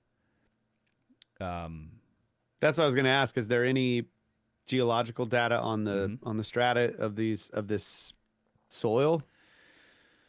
Good question. That would be interesting. Yeah, I don't know about the specific geological data of the strata. I know that guys like Poznansky have dug into it, and they found fossils that go back to the Pleistocene. So there is could be these things sort of get dismissed with the mainstream. There's carbon dates that go well, back. I'm wondering more or less that is it stratified, or is it like because you could figure out jumbled up on it, right? Yeah. I don't know. The locals told us about the stratification all the way on the other side of Lake Titicaca on the mountains. It would come all the way over in this basin in a huge circle. And like Ben was saying, some of this land would have been actually an island, which would have put this location and other locations to being much older, right? Like when was the lake much deeper? Yeah. Well, that's the interesting thing about the strand line. I mean, this is the strand line that, strand lines, water causes them through wave action and can take a long time to create strand line. And obviously it's level when it's created, but this is the thing that H.S. Bellamy reported in his book, like written it's called Before the Flood. It's a tilted strand line. So now there's like, they follow the strand line 300-400 miles, but it tilts now. It's got this distinct tilt to it, a couple degree tilt to it, which is a geological uplift. That's how long does that process take to tilt a strand line? Because evidently I think that makes perfect sense that this place was a harbor, or it was a port on the lake, and this is, I think, even more or less what a lot of mainstream folks do say about it. There's a lot of features here that make it look like it was a harbour. And if that's the case, then the strand line that was created when it was on the lake, how long does that take for a geological process to tilt it to the degree that it's been tilted? I don't know if that's something that happens in 500-600 years, which is, the orthodox dating for this place is what do they say, 1100, 1200 AD? Something I think so, yeah. It's something not, like they that. don't have it very old, right? It's supposed to be early Inca, basically, or before them. Yeah, Legetu, there's a cosmographer about this tilt. No, I did an interview with Randall, and I tried to get an answer out of him about the tilt, and he didn't know. He didn't have a lot of data on it, and we didn't really get anywhere with it. But I tried to talk to Randall about how long that might take for this tilt to occur on one of my interviews with him. But yeah, it's not dated very old, and that's the thing about this site too. Like, it's frustrating how the orthodox dating works for it, because it's literally based on not much more than a couple of carbon-14 dates that, again, it could be a campfire, it could be just settlement, could be anything. And they also dismiss other carbon-14 dates that are thousands of years earlier because they just say it's too old. They go, this can't be right, it's too old. And then you have Poznansky, who dates it, 10 to 15,000 BC, somewhere in that range. But he's using like archaeology, like alignment dating based on the obliquity, the change of the angle of the obliquity of the ecliptic. He's using cultural dating. He's using geology. He's using like half a dozen different methods. And he spent 40 to 50 years on site building up this, this case for dating it. And they just throw all that out because they found a couple dates that fit inside this time frame that they like. And I don't know. It just doesn't make any sense to me. I mean, in the video, this is actually a really cool piece too. Look at this thing. What is the deal with this? There's look at this thing, there's dude. pieces like this strewn all over the place at this site, and none of them make any sense. Look at this though. Yeah, look at this. Like a little channel with got drill these holes in it. Kyle's mind, dude. Look at Yeah, that. it's little channels, and there's See that? tiny drill holes in it. That like makes me think of like conductors or something in there. Yeah. And you see how it looks rough. It's a lot of these look like that, and it's actually when you put your Super hand on it, ground it's smooth. incredibly smooth. Yeah. Just the texture of the It's block just pitted. looks rough. Yeah. Yep. No, it's not even pitted, Kyle. This is what's crazy. It looks pitted, Yeah, but then it's when not. you rub your hand over it, it's just different. It feels like colorations of glass. stone. So if you Yeah. took a needle and drug a needle across it, it wouldn't go down in those little holes. Not like you think. It does. Those little holes, yes. Those perfect holes that we're gonna. No, that we not were the gonna- drilled no, ones. It's been ground flat. I don't think there's some of these stones do have a flat, so like there's no surface Those wear on, but pocks this are like has got dark pitting. stone. Yeah. It's like mica or something in the stone. Yeah, they're not holes. Okay, they're- so it's an inclusion. It's not a Yeah. divot. Right. It looks like a hole. yeah, they look like a hole. They or a look. divot or something. Well, you can Yeah. see inclusions in this stone too, like larger ones in the andesite here as well, like near my leg, and there was Yeah, another but all one those as you looked pocks at are it. mica or something. Yeah. That's also amazing. Oh, It's like it's not. yeah. It doesn't look. Wow. Yeah. Even when you know it's gonna be smooth. Yeah, like snake skin one way. Polished. You're it's right. Ground and then polished. In fact, I can see it reflecting like there. It doesn't look smooth. But it is. As soon as you touch it, it's butter smooth, like the smooth side of a Butter snake skin. smooth. Butter smooth. Butter smooth. That's right. Good shit. Yeah, so it's Yeah. I don't. Yeah, I mean, just stuff like this. You can see these fine. Look at that cut. Yeah, Oh I my mean, God. Yeah. And they're kind of random. They're strewn all over the place. And also the other thing that we were joking about, these were, these are RJ45. RJ15s and 45s. That's your Ethernet plugs. Mm-hmm. I need one of those right about now. Yeah, yeah. That's clearly a router, right? This is a stone router. yes. But It's a 4-port router. Yeah. Well, I think yeah, there's some other 4-port. ports Yeah, on the that's side. maybe it's a switch. Yeah. But the other thing that was clear is this whole site is on this massive hill, and it seems that the hill itself might just be a construct. It's just very ancient. Yes. When's the digging going to continue? I know, that's the Dude, question. There's a block sticking out of the ground everywhere, but it's So you can't walk up to these anymore? You have to view them from far away? Yeah, see the they put a beautiful- lot of ropes in. they blue roped everything. They blue Yeah. roped. Where are the I'll guards? tell you with the digging, about the digging.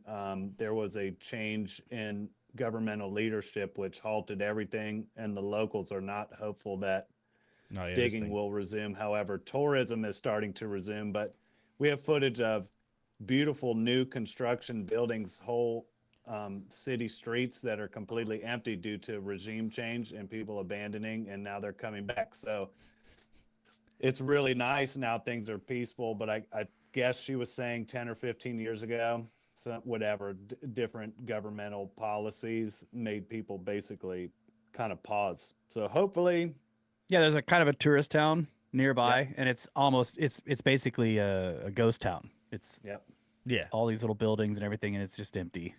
Bolivia, it's it's Bolivia, pretty third worldy. It's they've kind of, I've been there in the past. They've kind of sort of been doing some digging. It's very slow. Do you have any of the stones, the perfect stones sticking out of the deep mud? Oh yeah. How deep are the little drill holes in that groove? We find out here actually. Rogelio gets a tip of a feather, and we stick it in. It's about, I'd say an inch or so, but they're also pretty much exactly the same depth every time. Wow. Yeah, that'd be interesting to bring a depth gauge. Yeah. Look at this side well, here. we used Observing. we used an avian It's version of perfectly one. straight line. I don't know if he does it here, but yeah, he grabs it, he gets a feather and just sticks it in. He's like holding it. It's like, yep, that deep, that deep, that deep. Yeah, it was very precise. Very precise measuring tool. Yeah. Here you go. The feather of truth. Yeah, let's see if he gets the feather of truth going here. You're talking about it. Do you think they could have been? There's just all these weird little shapes. I wonder if they were like pouring for like casting metal objects, like pouring it in these geometric shaped holes and letting it dry, and then it's like a manufacturing You missed some site. of it, Kyle. There's a difference. So in some of the dog bone shapes were like cast metals to keep two stones together. He's talking about keystone cuts. The Key keys, cuts. yeah, dog bone And shapes. that's different than what you're seeing there. What are you laughing at? We gotta call them dog bones. Yeah, from now I'm on. talking about manufacturing. Dog bone shapes. Yeah, I love it. That's right, dog bone. That's a good one, dude. That is very descriptive. Yes. Yeah. Dog bone cuts. Hourglass, dog bone. Yeah, it was right in there somewhere. Yep. I'm not talking about that. I'm talking about like he's asking as if a they were manufacturing site, because there's all these weird like geometric shapes that are just in. They're a cavity that is a geometric shape that you could pour molten metal into and cast a specific shape and then take it out, and you could do that over and over and over in the same stone. Here we go. Oh my gosh, it's crazy.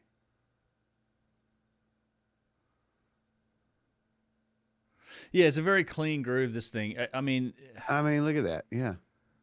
And I'm just took a router upside down and doing dumb shit. What am I doing? Come on, Ben. Those, Matt. Look at those over there. You know? There we go. Okay. Crazy. I don't know. Making pyramids for kids or something. Right there, pause. Yeah. I don't think that's what it is, but it's like you could pour in there and get this interesting metal geometric shape, but it doesn't make sense. It's like, and you've got these guys, and like, look, you can just see the. It's just such fine work too. It's very mysterious. Kingdom of ha ha ha. That's what I determined. This was the kingdom of ah ha ha ha. Ha, ha, ha. We're missing the A's. We're missing the A's. That's right. Yeah. So I don't know what to make of it, man. And Tiwanaku is very similar. We did sort of hop a couple of the ropes to get at a few of the interesting blocks and places like.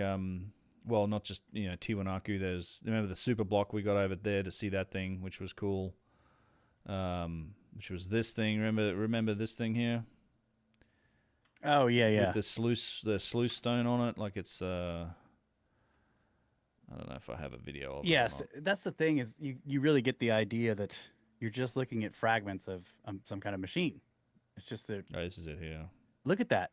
Yeah, we get over to it. So just like the curvature on the inside of this, and it's like it's actually curved underneath. I'm sorry about the wonky footage. I actually have a lot of good footage of this because we're hiding from the guards at this point. We're in Yeah, you have to cross the barriers to get over here. Yeah, that's just wild. And this thing's actually really interesting because it's got writing or something on the front of it, and then also those drill holes. Those little There's tiny drill holes. Yeah, drill holes across, and then it looks like that front face had symbols. It's just that it was exposed and eroded.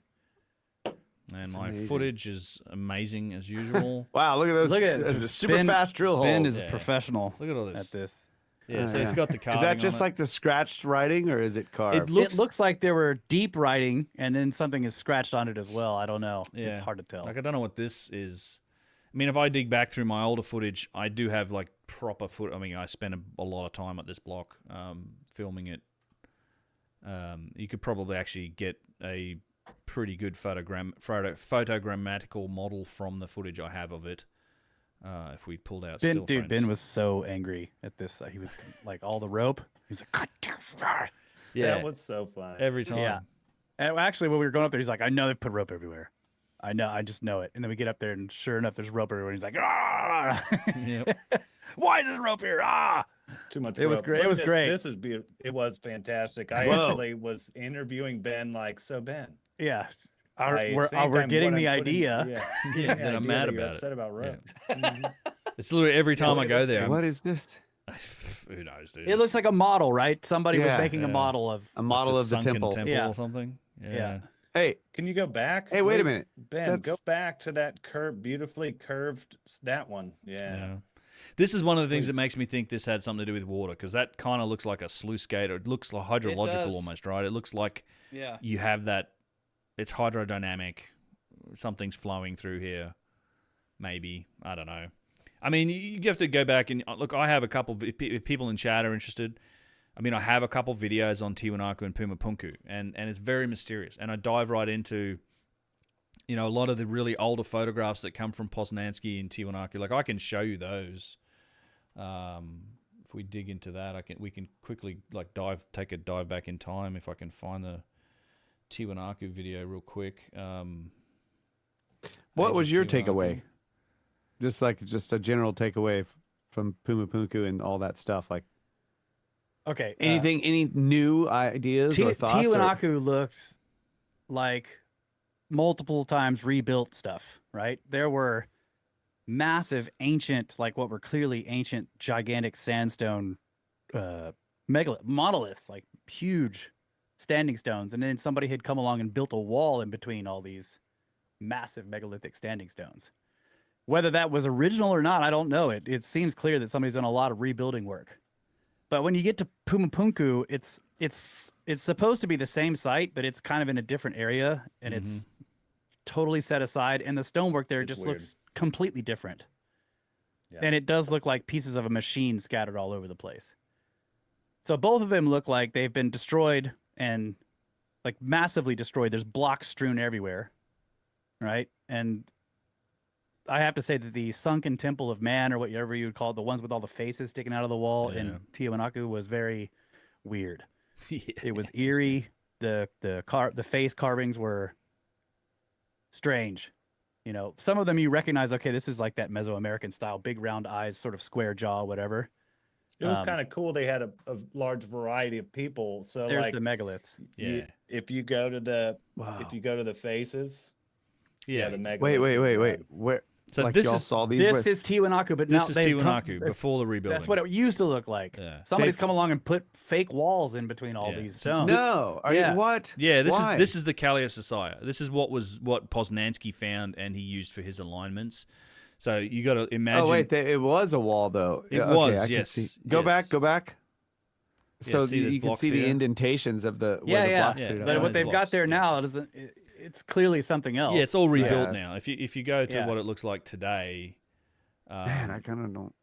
I'm on the fence on that sort of thing. It's Me kind of too. like- And those It's massive massive. stones are, we got up on top of the platform and you're looking at them and you can see, okay, those are the bottom ones because they clearly were connected to something even higher. Mm. Multiple of them had,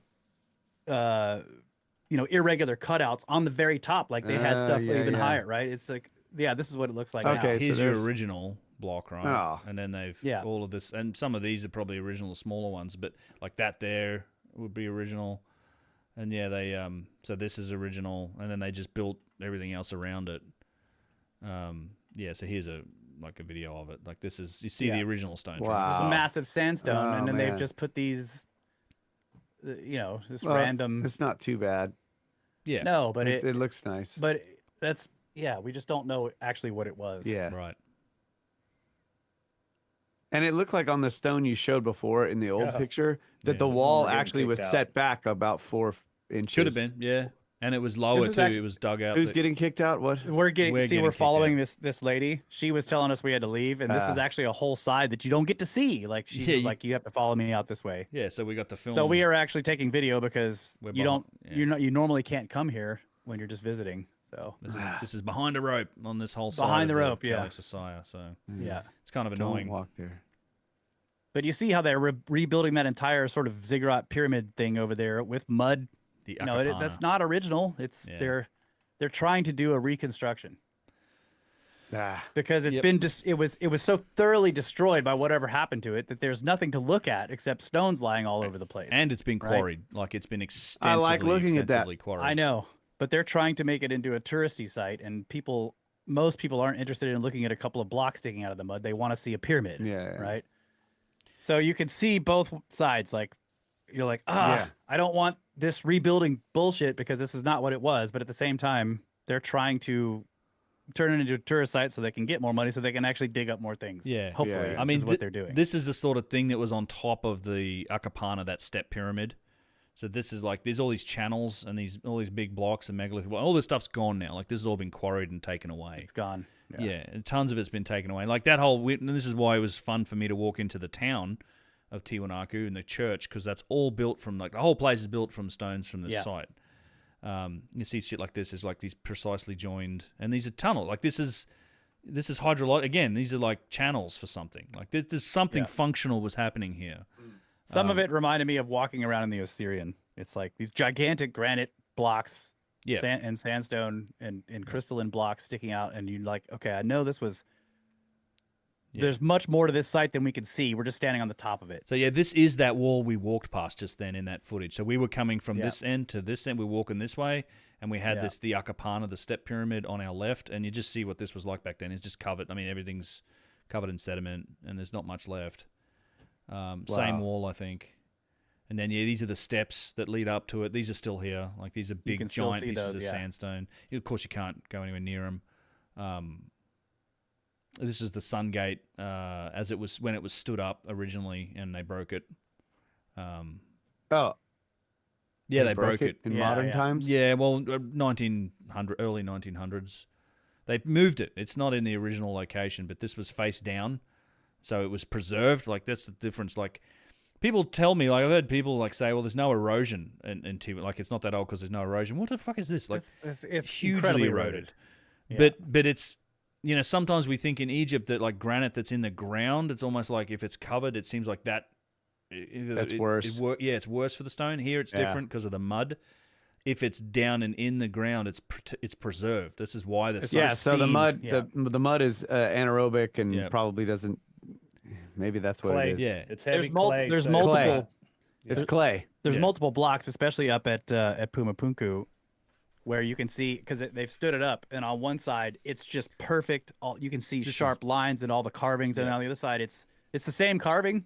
Like the other side is almost the same, but it's just almost gone. See, because that side was sitting up and facing the elements. yeah. So The this, other side was down in the mud, and you can see a clear And the line. elements here, you get lichen, you get all this stuff that's growing. And And it's like raining on it all the Yeah, time. water. it's Yeah. wet. It's high elevation. So this is a good example because this was the preserved face of the sun sun gate. But you look at the backside of it, and this was exposed. So it's all fucked up. Like it's all eroded. But yeah, so this was the break in the sun gate when they busted it, and then Can you imagine excavating Whoa. that? That was just so beautiful, dude. Just Whoa. finding that. Go ahead. dude, I know, right? I'm just saying, whoa. Yeah. And this is, I think, some of the original. Yeah. I've never seen these. This is an open air museum in La Paz. This is like stuff they took from the site. This is some of the faces and things This that is they in La took. Paz, yeah. So these guys just I've never seen those carvings before. Oh yeah. That's not at the site anymore. That's yeah. no, Well, that's I've just this never- is in La Paz. Yeah, this is. I've just never seen them. Yeah. Like this. This is Göbekli Tepe style. Look at this high relief carving here. Yeah. Yeah. This thing here looks like the lizard at Göbekli Tepe. And then you see Tell that them what the locals said about how they took that to La Paz and brought it back. Oh yeah, that was a fun story. So they took something from this site, and then all this bad shit started happening, like all this, and they were like, "This is like we've messed it's up because here. we took this statue. We took this statue from Tiwanaku, and they brought it back, and then the bad things stopped happening. Essentially, that's the gist of the story, but the Evidence. longer version of it. But yeah, the big Look at that. That's this There guy. it is. Wow. This is the guy they took. yes, That's the one that was in the museum that you guys I think looked that's at? that looks like yeah. one of them. If you Yeah, pull up our picture, that was just yeah, I love that picture. I used it as the thumbnail for this. There's Poznansky good. next to one of the. Wow. This guy's still up there doing the. Poznansky's huge, bro. Look at him. He's got to be 20 feet tall. Yes. So let's see. Yeah, we'll pull that picture up in a minute. I just want to get through these. So this is the church. Yeah, it's good. Remember, we looked at the front of this church. Yeah. We There's a went whole around the square church, here. yeah. Right. So Yep. this is the. We went and looked at this church, and yeah, this is a great picture. So there's the church. Wow. Right. This is all now old town. We basically we stayed over near, like basically over here. I'm pretty sure somewhere like that. We had a house that's a guest house we stayed at just on the site. Yeah, But it's yeah, right this over is there. the original Kala Society that's completely been rebuilt now. And they dig down and you just find these walls, trenches and channels and like crazy shit in the. And again, you see multiple levels of skill Wow. in the stonework. Yeah. You see stuff that's sort of cobbly, and then you see gigantic, massive blocks like this with sharp lines. And it's just all the same thing with all the Inca stuff. Puma Punka though was just I don't know. It was weird. That one was really like walking around in the remnants of a machine that exploded. There's just random high precision parts everywhere with unexplainable features, holes. They don't look decorative. Yeah, I love this picture. I mean, in some cases you're like, yeah, that's kind of decorative. Yeah, this thing, like Great picture. Damn. Yeah, he's a big boy. Yep. Yeah, we were like, holy crap! I remember. I know I've seen it before, but I'd just forgotten about it, and I was like, oh man, that thing is huge. Yeah, we was- walked in, we detailed, came into this too. room, we're like, oh my god. It's a giant bloody statue in here. Just tall enough. I guess they had to put it in the floor a bit. Yeah, there was some very cool statues. I mean, you see some weird stuff like this, right? I think, Russ, you showed this on your stream last time. Yeah, what is that? Yeah, some of these weird features and statues. And again, the faces, fuck is yeah, this? these What? pieces, like, what is this? Right. MC Escher. Yeah. There's two of them. They almost look like hooks. These are those things we saw in the black and Yeah. white pictures. Those are so cool, dude. This obsidian, those. it's basalt Wow. actually. Yeah, it's This is the basalt. Puma thing. This is the Basalt. Rosemary said you need, even though you're not supposed to touch it, you should touch it, and you get a software update from the Cosmos. This is what Rosemary told us. That's right. She told us make sure to touch the Puma people because Yes, we will the get Puma our people. get our Soft- firmware update from the universe. Yeah, see, this is interesting. Like, it's like this is your typical carving, but then was this added later? Is it Somebody has possible this is- scratched. Yeah, that's what I'm saying. They scratched it in there. It reminds me of a lot of things we've seen in Egypt. A high precision carved object, and then Yep. somebody has scratched in a god face. Yeah. Hathor or something is scratched onto a bowl. Yep. Damn. Yeah. I can't wait to go, man. I'm It's gonna be epic. I'm really looking forward to seeing Puma Punku in person, but blue ropes. We'll do Let's some. go at night. We'll do some Operation Distracto. Yeah, because Yeah. there's not a whole lot of guards. When it's just 4 of us, but if we have 30 people up there, Yeah. we can get some. I'll go over here and make a huge distraction. Yeah, And then you can Yeah. climb over the ropes and We do some- need 2 separate groups breaking rules. That's right. I didn't say that. I didn't say it live on YouTube for it's the It whole was world just to a joke. I just Everyone knows that I joke a lot. He does. I mean, it's very sad to me that it never seems to go in the other direction, right? I know I'm going to be mad when we go to. We didn't go to Machu Picchu on this preview trip. I've been there a bunch. And honestly, I know you have to include it. Everyone's got to see Machu Picchu. It is an important site. I don't think it's the most impressive. I don't think it's the most important. It is, however, the most famous. It has the most people, and it has continually been more and more restricted. as the years have gone Yeah. on. And I understand it's even worse than what it was last time now. In terms of now, it's like, so when I first went there, it's like, you're at Machu Picchu, enjoy.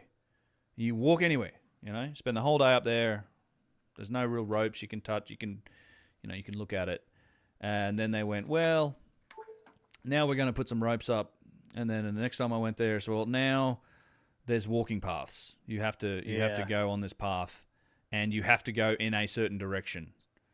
You can't go backwards. Once you can only go forwards. It's just like arrows, and they say no, not backwards. You can only go that way. Eventually, exit through the gift shop, whatever. And then now it's you literally choose one of like 4 or 5 different walking paths, and that's all you get. Yeah. So you can only That's take what Rayleigh one was telling particular us. path. You can't like spend all day and do them all. So I don't know. It's frustrating. And then the ropes and stuff. I'm like, come on, guys. Like this, it's okay. They just every time it's more and more ropes. And I think we'll get to a point in the future. It feels like things like the pyramid in Egypt, they're going to have a 10-foot perspex wall up around it. Oh yeah. And they'll drive you over to a little platform. You get to look at it from there, and that's it. Like, I don't know. It just feels like it's going to go that way eventually. I'd love to see people open it up. I mean, I understand they're trying to preserve sites and stuff, but at the same time, a lot of this stone, you're not going to hurt it.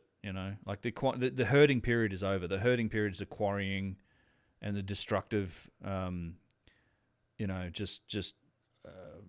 abuse that's happened to these sites for the last several hundred years, if not longer. The rebuilding does more damage than touching the stone. Yeah, it's freaking to granite. the site. Yeah. I don't know. So it is what it is. So it's always like I always think if you want to go see these sites, the best time's always now because it's like the sooner the better. The sooner the better because the next time there might be more blue ropes.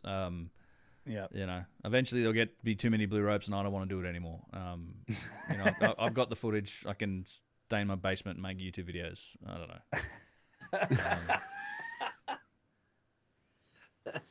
I deal with this I understand. every trip, folks. These two guys are super grumpy. Yeah. It's like, all right. Yep. Yeah, Kyle's job is to be the cheerful one. Ben and I are like, God damn it, this is bullshit. yeah. Kyle is in charge of the socializing. And That's right. I was pathetic the whole time, and they're like, Matt, just like calm down. I'm like, whoa, yeah. It was awesome. Yeah, we can team up, bro, and then it'll be even. Yeah. Yeah, it's all good. Totally. Hey, look, No, I know. I just said that's a joke too. I just like giving these guys a lot of shit for being grumps. Yeah. They crossed the ropes. I did not cross. As soon as one of them has one like tiny little complaint, I'm like, oh my god, so grumpy. Freaking grumpy. It is annoying. I mean, I've said this before. You know what I'm going to say. Like, I can't complain. Like, I don't have... Yeah. Like, I bitch and moan about travel, and I bitch and moan about it to you guys a little bit. Yeah. It's because, I'm at the end of the... I mean, but it's like, what are you bitching and moaning about? You get to go see the fucking pyramids, or, like... Like, are you bitching about being at the pyramids again? Yeah. He's had no poor grounds Ben. to complain. Poor Ben. He's had to travel to Egypt again. Right. And climb the pyramids. Exactly. Again. This is my point. Poor Ben. Yeah, I have no grounds for complaining, and yet I really want to complain. Yeah. My instinct is to bitch and moan. So. Ed Food texts you later. $5. How big are the mosquitoes? How many of them are there? He needs to know. I don't remember. Okay. I mean, we were there at a specific time, but I don't remember a mosquito problem at all. Who's the mosquito attractor? Like Not me. Not No, you. Not me. No. I mean, I Matt, really do died mosquitoes from tear you up? but Yeah, we're Matt. in I High altitude. researched it. I don't think there's. So there's not a lot of mosquitoes where you will be Okay. traveling. There is a ton in the jungle, but where you'll be going, there's very limited mosquitoes. And we were there during the wet season where there is more mosquitoes, and I only saw maybe one. All right. It's just I think 13,000 high altitude. feet. Yeah, I don't think They mosquitoes can't even like it. fly. Yeah. Not enough air. Cool. Work, Matt. They definitely can't lay down a rap album up there. Nah, they cannot. Yeah, that'd be tough. Spitting rhymes. Workmatic, $5. Join the Uncharted X Discord server to continue the discussions. Thank you, Workmatic. Thank you for the advertisement to the Discord. Snake Rose Discord's also good, but my Discord is there. Sorry. Oh, well, I'm going to Go drop it. Yeah. What? I'm sorry. Spitting Kyle made a rights? joke that I completely didn't get about the You never rap. saw the mosquito meme with it, like the mosquito on the microphone? Oh yeah. He's singing. Yeah. As I remember walk that. through the valley of the shadow of death. Oh, that's fun. I do remember. Yeah. No mosquitoes dropping albums. Can't Yeah. do those vocals up there. It's too high. That is. We're gonna have to think about that.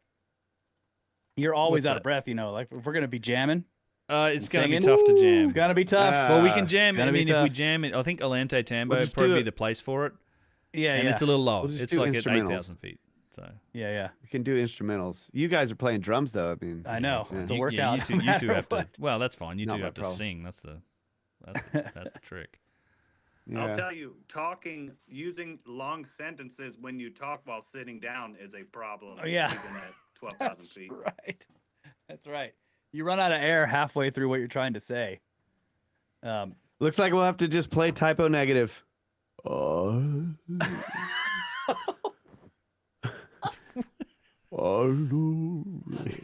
Okay. This is Typo negative? yeah, I get you. All right. What's that song? Nah, never mind. I'm not gonna. I don't don't know. I'm not know. singing It's on just- stream. No. I was just trying to think of like the most chill vocals, except of course he does get into some screaming. Can't play those. What's that parts. one? Once there was a boy who is stupid low. Like you know. Oh, yeah, You know. It's like, I'm not- boy who couldn't go to school and win. Yeah, I don't know. he finally came back. All right, cancel that. No typo negative. We're walking Here we go. up to this church. We're just noticing What are we that like this place was really nicely built for tourism. And You can hear us gasping, by the there's way. absolutely nobody Well, here. we don't hear any audio. Oh, you don't? Nah, I yeah. mean, I fixed that. Hang on. Stop sharing. Oh, you got to click it every time. Yeah, I guess so. Entire screen, audio. We're getting lots share. of music suggestions. Crash Test Dummies. cover tunes. Yeah. It's a ghost town at Tiwanaku, one of the most that like Oh yeah, this we're place just was breathing, really trying to nicely walk. built for tourism. And there's absolutely nobody here. It's basically a ghost town. It's a ghost town at Tiwanaku, one of the most incredible ancient sites in the world. He's gone. It'd be amazing if Matt gone again. like those dates are confirmed of it like 10,000 BC ish. So at the same time that in Turkey someone's figuring out agriculture and standing up rough T-pillars, somebody here is like, we got a city on the lake Precision with a port, we got precision blocks, we got irrigation. Fucking Oh, gone God. great. That's why I was kind of prying at Ben. He's like, well, there's many sites in this timeline, but Well, I mean, the only one that really sits in that time era is go back to Tepe. yeah. So yeah, you can hear. Knowledge. We can. You say 5 or 6 words, and you have to take a Maybe deep there. breath. Yep. Just walking down the street having a conversation is hard work. Yes, and then I did enjoy Yeah. this. You made the comment that we're just tombstoning the hell out of this town. It's Ah, like four yeah, yeah. of us just walking abreast down the main street. Eventually, we do get into like Yeah, I didn't know it's that. Hard to see all these stones here on the ground. Yeah, yeah. Cat.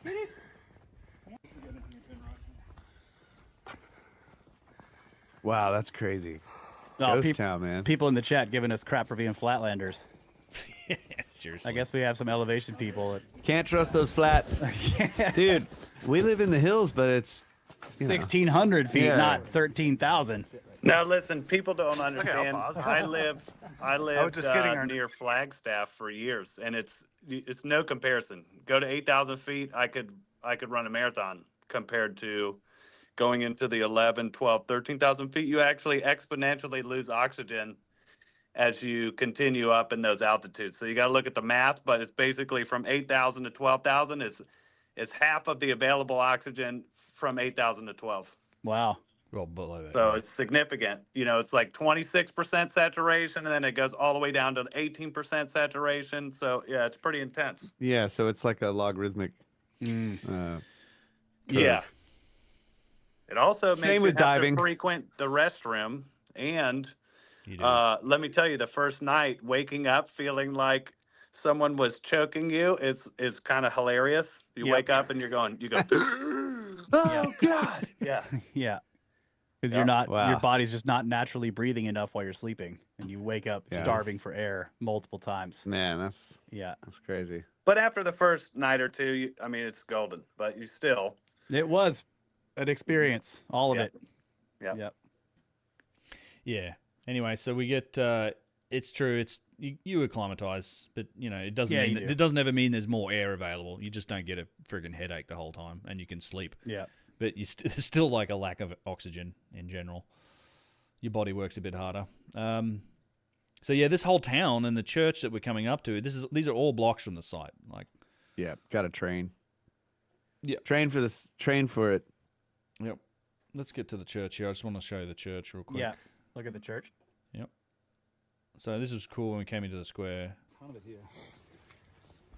Oh wow. Okay, so we've found the square, which is pretty typical down here. So here's that church, and these statues are original in front of the church. Fences, original.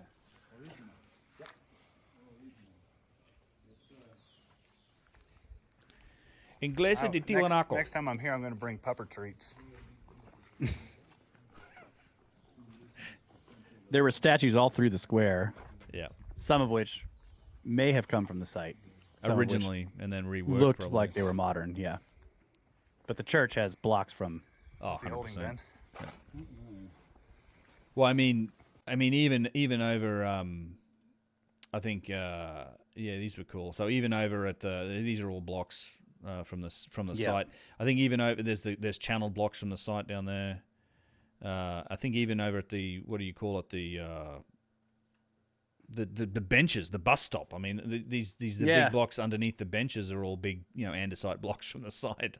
Yeah. The whole square is made from it, and then half of La Paz honestly is was originally built from. I mean, I don't know. I got some pictures of it. It was originally built from stones from this site. Really? Yeah, I mean, drains and mines and the list of there was just tons of stone going to La Paz all the time. So it's like the Cairo for Giza. Yeah, pretty much. I mean, Yeah. Here's the town. Let's have a quick look at the town here. So I was taking pictures of this is obviously stoneware. This is in the church from the site. So what happened to the people of the town? They just left because there was no more tourism, or what? They still Yeah, live it's- there. The people still live there, but yeah, it's There's just a few. there's it was supposedly tourism infrastructure, and all those businesses are pretty much shuttered now. But the people that live there, they're just what, farming? There's a nearby or couple of something? people there. There was some people Yeah, that just little didn't like stalls. the town looked empty, but Yeah. most people who were running tourism businesses are just gone, Yeah, okay. and Yeah, there's no tourists. This is like a block on a house. It's just the way the doorway is with the channel in it. And I mean, these are all blocks from the site, just random shit everywhere. This is the church from the back. So yeah, it's cool. Then we had a really nice. This was the house that we were staying at in the city, and in the town. And I think this is actually this is the fence. This is Tiwanaku. So you could probably go to the left and you pan. This is the roof of the house we were staying at. You turn left, you see the sun gate. This is actually a picture taken from this roof. This is one of those gates. These are the walls of the Kali The moon gate, he called it. The moon Yeah. gate, right? And the Kali and the Akapana. So pretty cool place to stay. Unfortunately, we couldn't. We can't fit the whole group there. So it's just like a guest house for a couple of people that I know the lady who owns it, and we hung out there. But good times. So Yeah. Bolivia's a trip. It's like I wanted to include it. It's like such an important site. So on the tour we're gonna have. I think we get into Bolivia on one day. We have an entire day at Tiwanaku. The whole day we're staying in La Paz, so it's like a 45 minutes, an hour away. So we'll have all day there, Tiwanaku, Pumapunku Museum, town. We go back to La Paz, and then we leave the next day. So there'll certainly be plenty of time. Whoa. Yeah. What is this? PYG, 25,000 PYG from Gollum's half-botched circumcision leftover. That's an interesting name. Oh my God! Yeah. What kind? Wait a second. I don't know what it kind is, but of it's like fans do you 25,000 have? PYGs. He said, when you go back to South America, look at the topsoil in the Chaco and how it changes to the other side of the Paraguay River. It's weirdly salty. All right, bro. Thank you so much. Interesting name and super chat. Do I get to meet Brian Forrester? I know Brian pretty well. I've known Lower Brian Columbia for Lager. more than 10 years. Actually, if you look at my channel, you find interviews with Brian. I think they're on this channel, if not my older channel. But yeah. Yeah, incredible name. That's So something. I think there were some questions in our chat about when this tour maybe happen. It's going to be October-ish. Yep. We're thinking. I think October. Of this year. Yep. And look, if you're worried that you may miss this one, don't worry, because we are not. This is not the only one we're going to do. You know, we want to do many of the, like, we want to do Peru multiple times, go back again and again. So Yeah. if you miss it, not a big deal. You can do it next year. You know. Yeah, exactly. I'm going to try and be nice There's to just do not one gonna- every year. Yeah, and they just can't be as large as the tours we do in Egypt. It's just, the accommodation isn't there, so it's going to be 30 people, 35 people, not 60 or 70. Yep. So, you know, there aren't going to be many spots, but we will do them multiple times. And I can't wait, because this scouting trip was just like, I knew that Peru was going to blow my mind, and of course it did. And going down there, and it was the same as Egypt. You're standing in front of a site that you have been looking at and studying from afar for 10 years, and you're looking at it, and you're like, oh my God, like, I knew it was going to be amazing. But it's just being there is you have to stand in front of it. You have to put your hands on it. You have to, you know, be able to walk up to those walls and look at them very close with your own eyes. Spend an hour just studying the joinery and everything, and it really is amazing. So you can really guys nerd didn't out even on it. touch That's what everything. you got to do. Yeah. You guys didn't even touch everything. I mean, for me, honestly, the biggest, most impactful thing was getting up to Sexy Woman. Yeah. Was like, Yeah. Sexy Woman That's was right. actually made me. Yeah, I could see Shed a Matt's tear. mind explode. Yeah. Shed a tear. Yeah, it's like that. I mean, that Yeah. happens on these trips.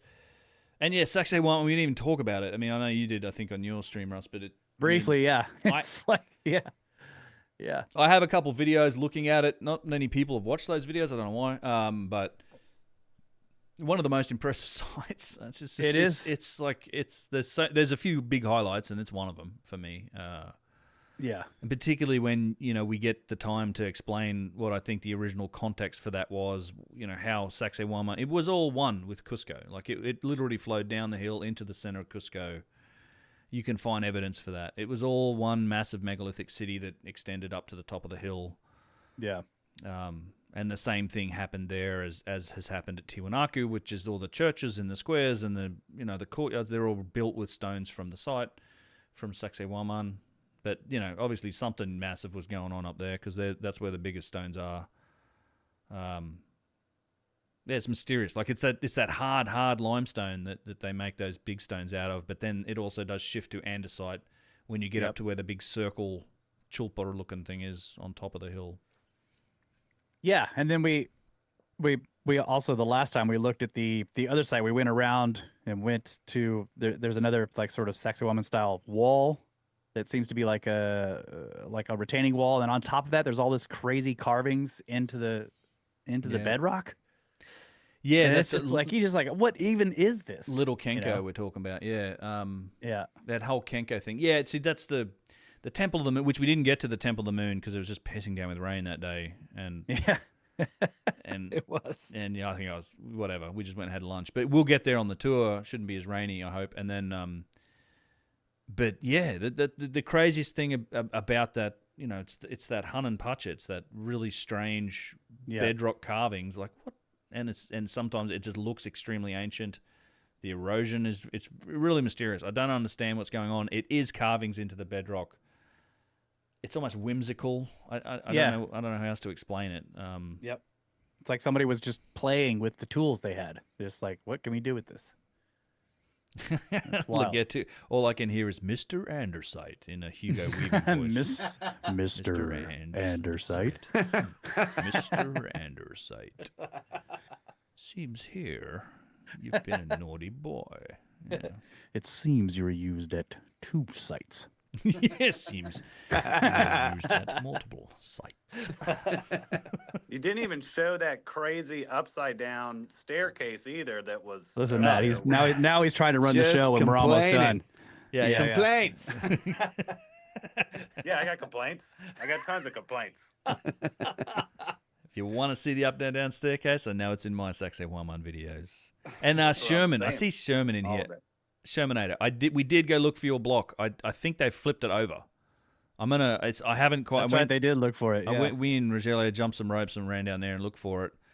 And I think they flipped it over. And I have to go. I have to look at my footage, and I have to go look at the previous footage and the scan that I did of it and see if it's the same block. I think it is, but it's either gone or they flipped it over. So there you go. That's a little message for Shermanator. For Sherm. I want to see that block too. I want to see it in person. Yep. Yeah, we'll try and find it next time. You got to like skirt the guards. Yeah. They moved it up onto the wall. Okay, he knows. All right, they did move it. All right, fair enough. Okay. Somebody else figured this out before me. Good. Okay. Good. No, good. It saves me the trouble. That's fine. I don't want to chase down something that's already been chased down. But yeah. Yeah. Yeah, it's cool. All right, shall we wrap it up, gentlemen? Yeah. This is excellent. Indeed. I guess. Yeah. Let's see what we got going We're on over here. 2 hours here. We've been talking for almost 2 hours and 20 minutes. Yeah. Yep. Well, yes, Yeah. thank you very much. It's good times. Good timing. I am. I wanted to. It's actually good to do this because dude, I've written a 14,000 word script for a vase video update, a vase scan project. As I didn't do a vase scan video at all last year. I think the last one I did was actually 2023. I mean, I talked about it in some presentations, but didn't do it. There's a lot that's happened in the vase scan world. I have rewritten this script twice. I've recorded it twice. It's like 2 hours of talking that I think I'll cut down to about an hour and a half. Woo. It's going to be a long video. So I've been working on that like crazy, but of course, that's not like, that's just happening in the background. So in my channel, I'm not uploading videos while I'm doing that. So, yeah, thank you for the invite to get this stream going. I think it's good to chat about this stuff and share some of this content because I needed to do something else for a minute. Yeah, good. Take a break from your. Yeah, that sounds like I can't wait to see that big, massive vase update. There is a lot of stuff going on with that. Yeah. Yeah. I wanted to summarize what's been done. I want to talk about the things that that have happened that we haven't really talked, at least that I haven't talked about. Stuff that you guys have obviously been involved in, our scanning work in Egypt, the Petrie Museum scan work, the stuff with Max Zamilov, blah, blah, blah, all the stuff that Matt Bell's been doing, the scanning, the experiments that Adam Young's been doing with granite. I mean, a lot has happened, and it's really moved along a long way. Catoey's getting all these freaking appointments at museums. Dude. We're doing stuff like that. We're going to There's multiple ones already. It's great. It's awesome. Getting into museums. We've got a whole non-profit set up that's, the Artifact Foundation that's going to be taking over and doing a lot of this work moving forward. There's some, official support behind this now. Like institutions are paying attention. There's some legitimacy, I think, in the archaeological world getting attached to some of the work that's happening, which is excellent.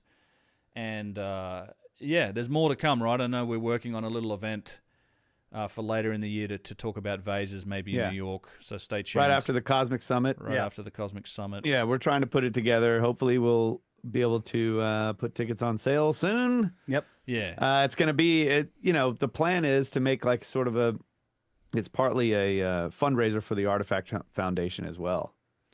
Yes. So trying to raise some money, get some to help move this stuff forward to do more research trips. Yep. So so it'll science. be kind of a meetup fundraiser in the Northeast up in New York. in New York. We'll go to go to the museum.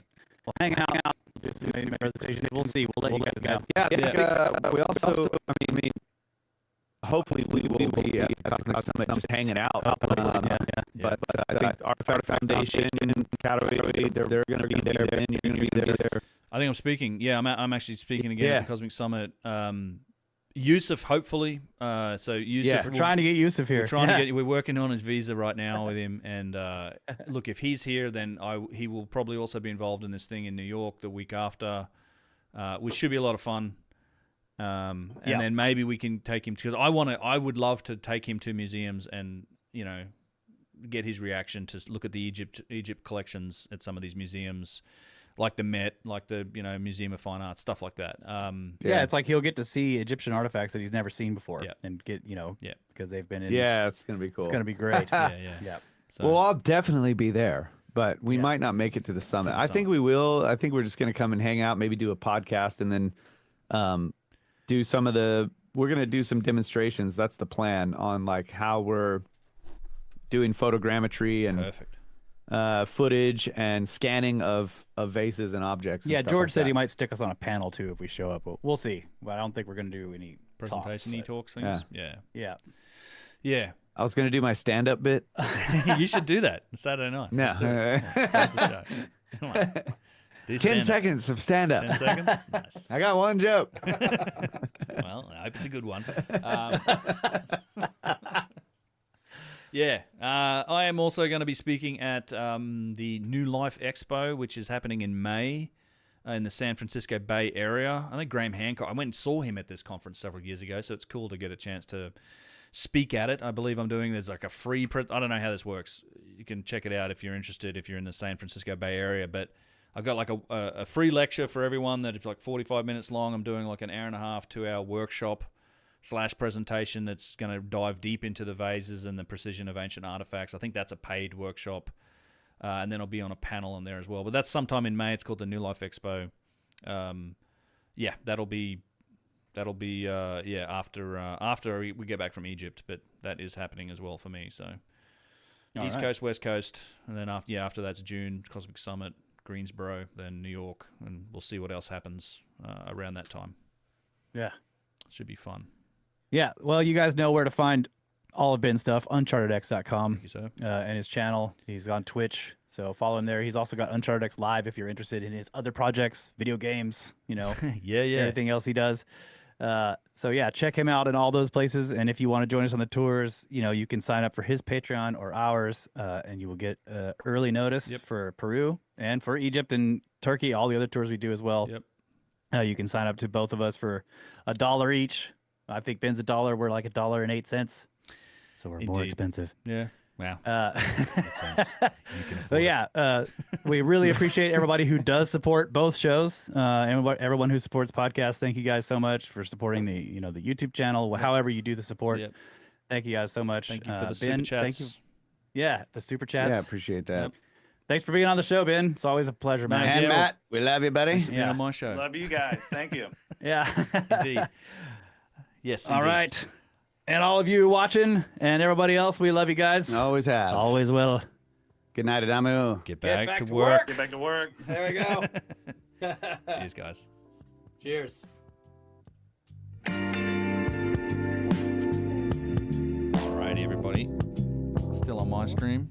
I know these guys are chatting. He's off. I'm still here. I'm going to answer Zerm's 1 second, Matt. I'm going to answer Zerm's last super chat, then I'm out of here. He practically works in the Petrie Museum. Have several pics examining vases. How best to send you info of your findings? Email. Yep, it's info@unchartedx.com, and I'll be coming to the UK probably next couple of years. I've been there before, but we'll do it again. Otherwise, we'll catch you guys later on. Thank you so much for tuning in. Bye-bye now.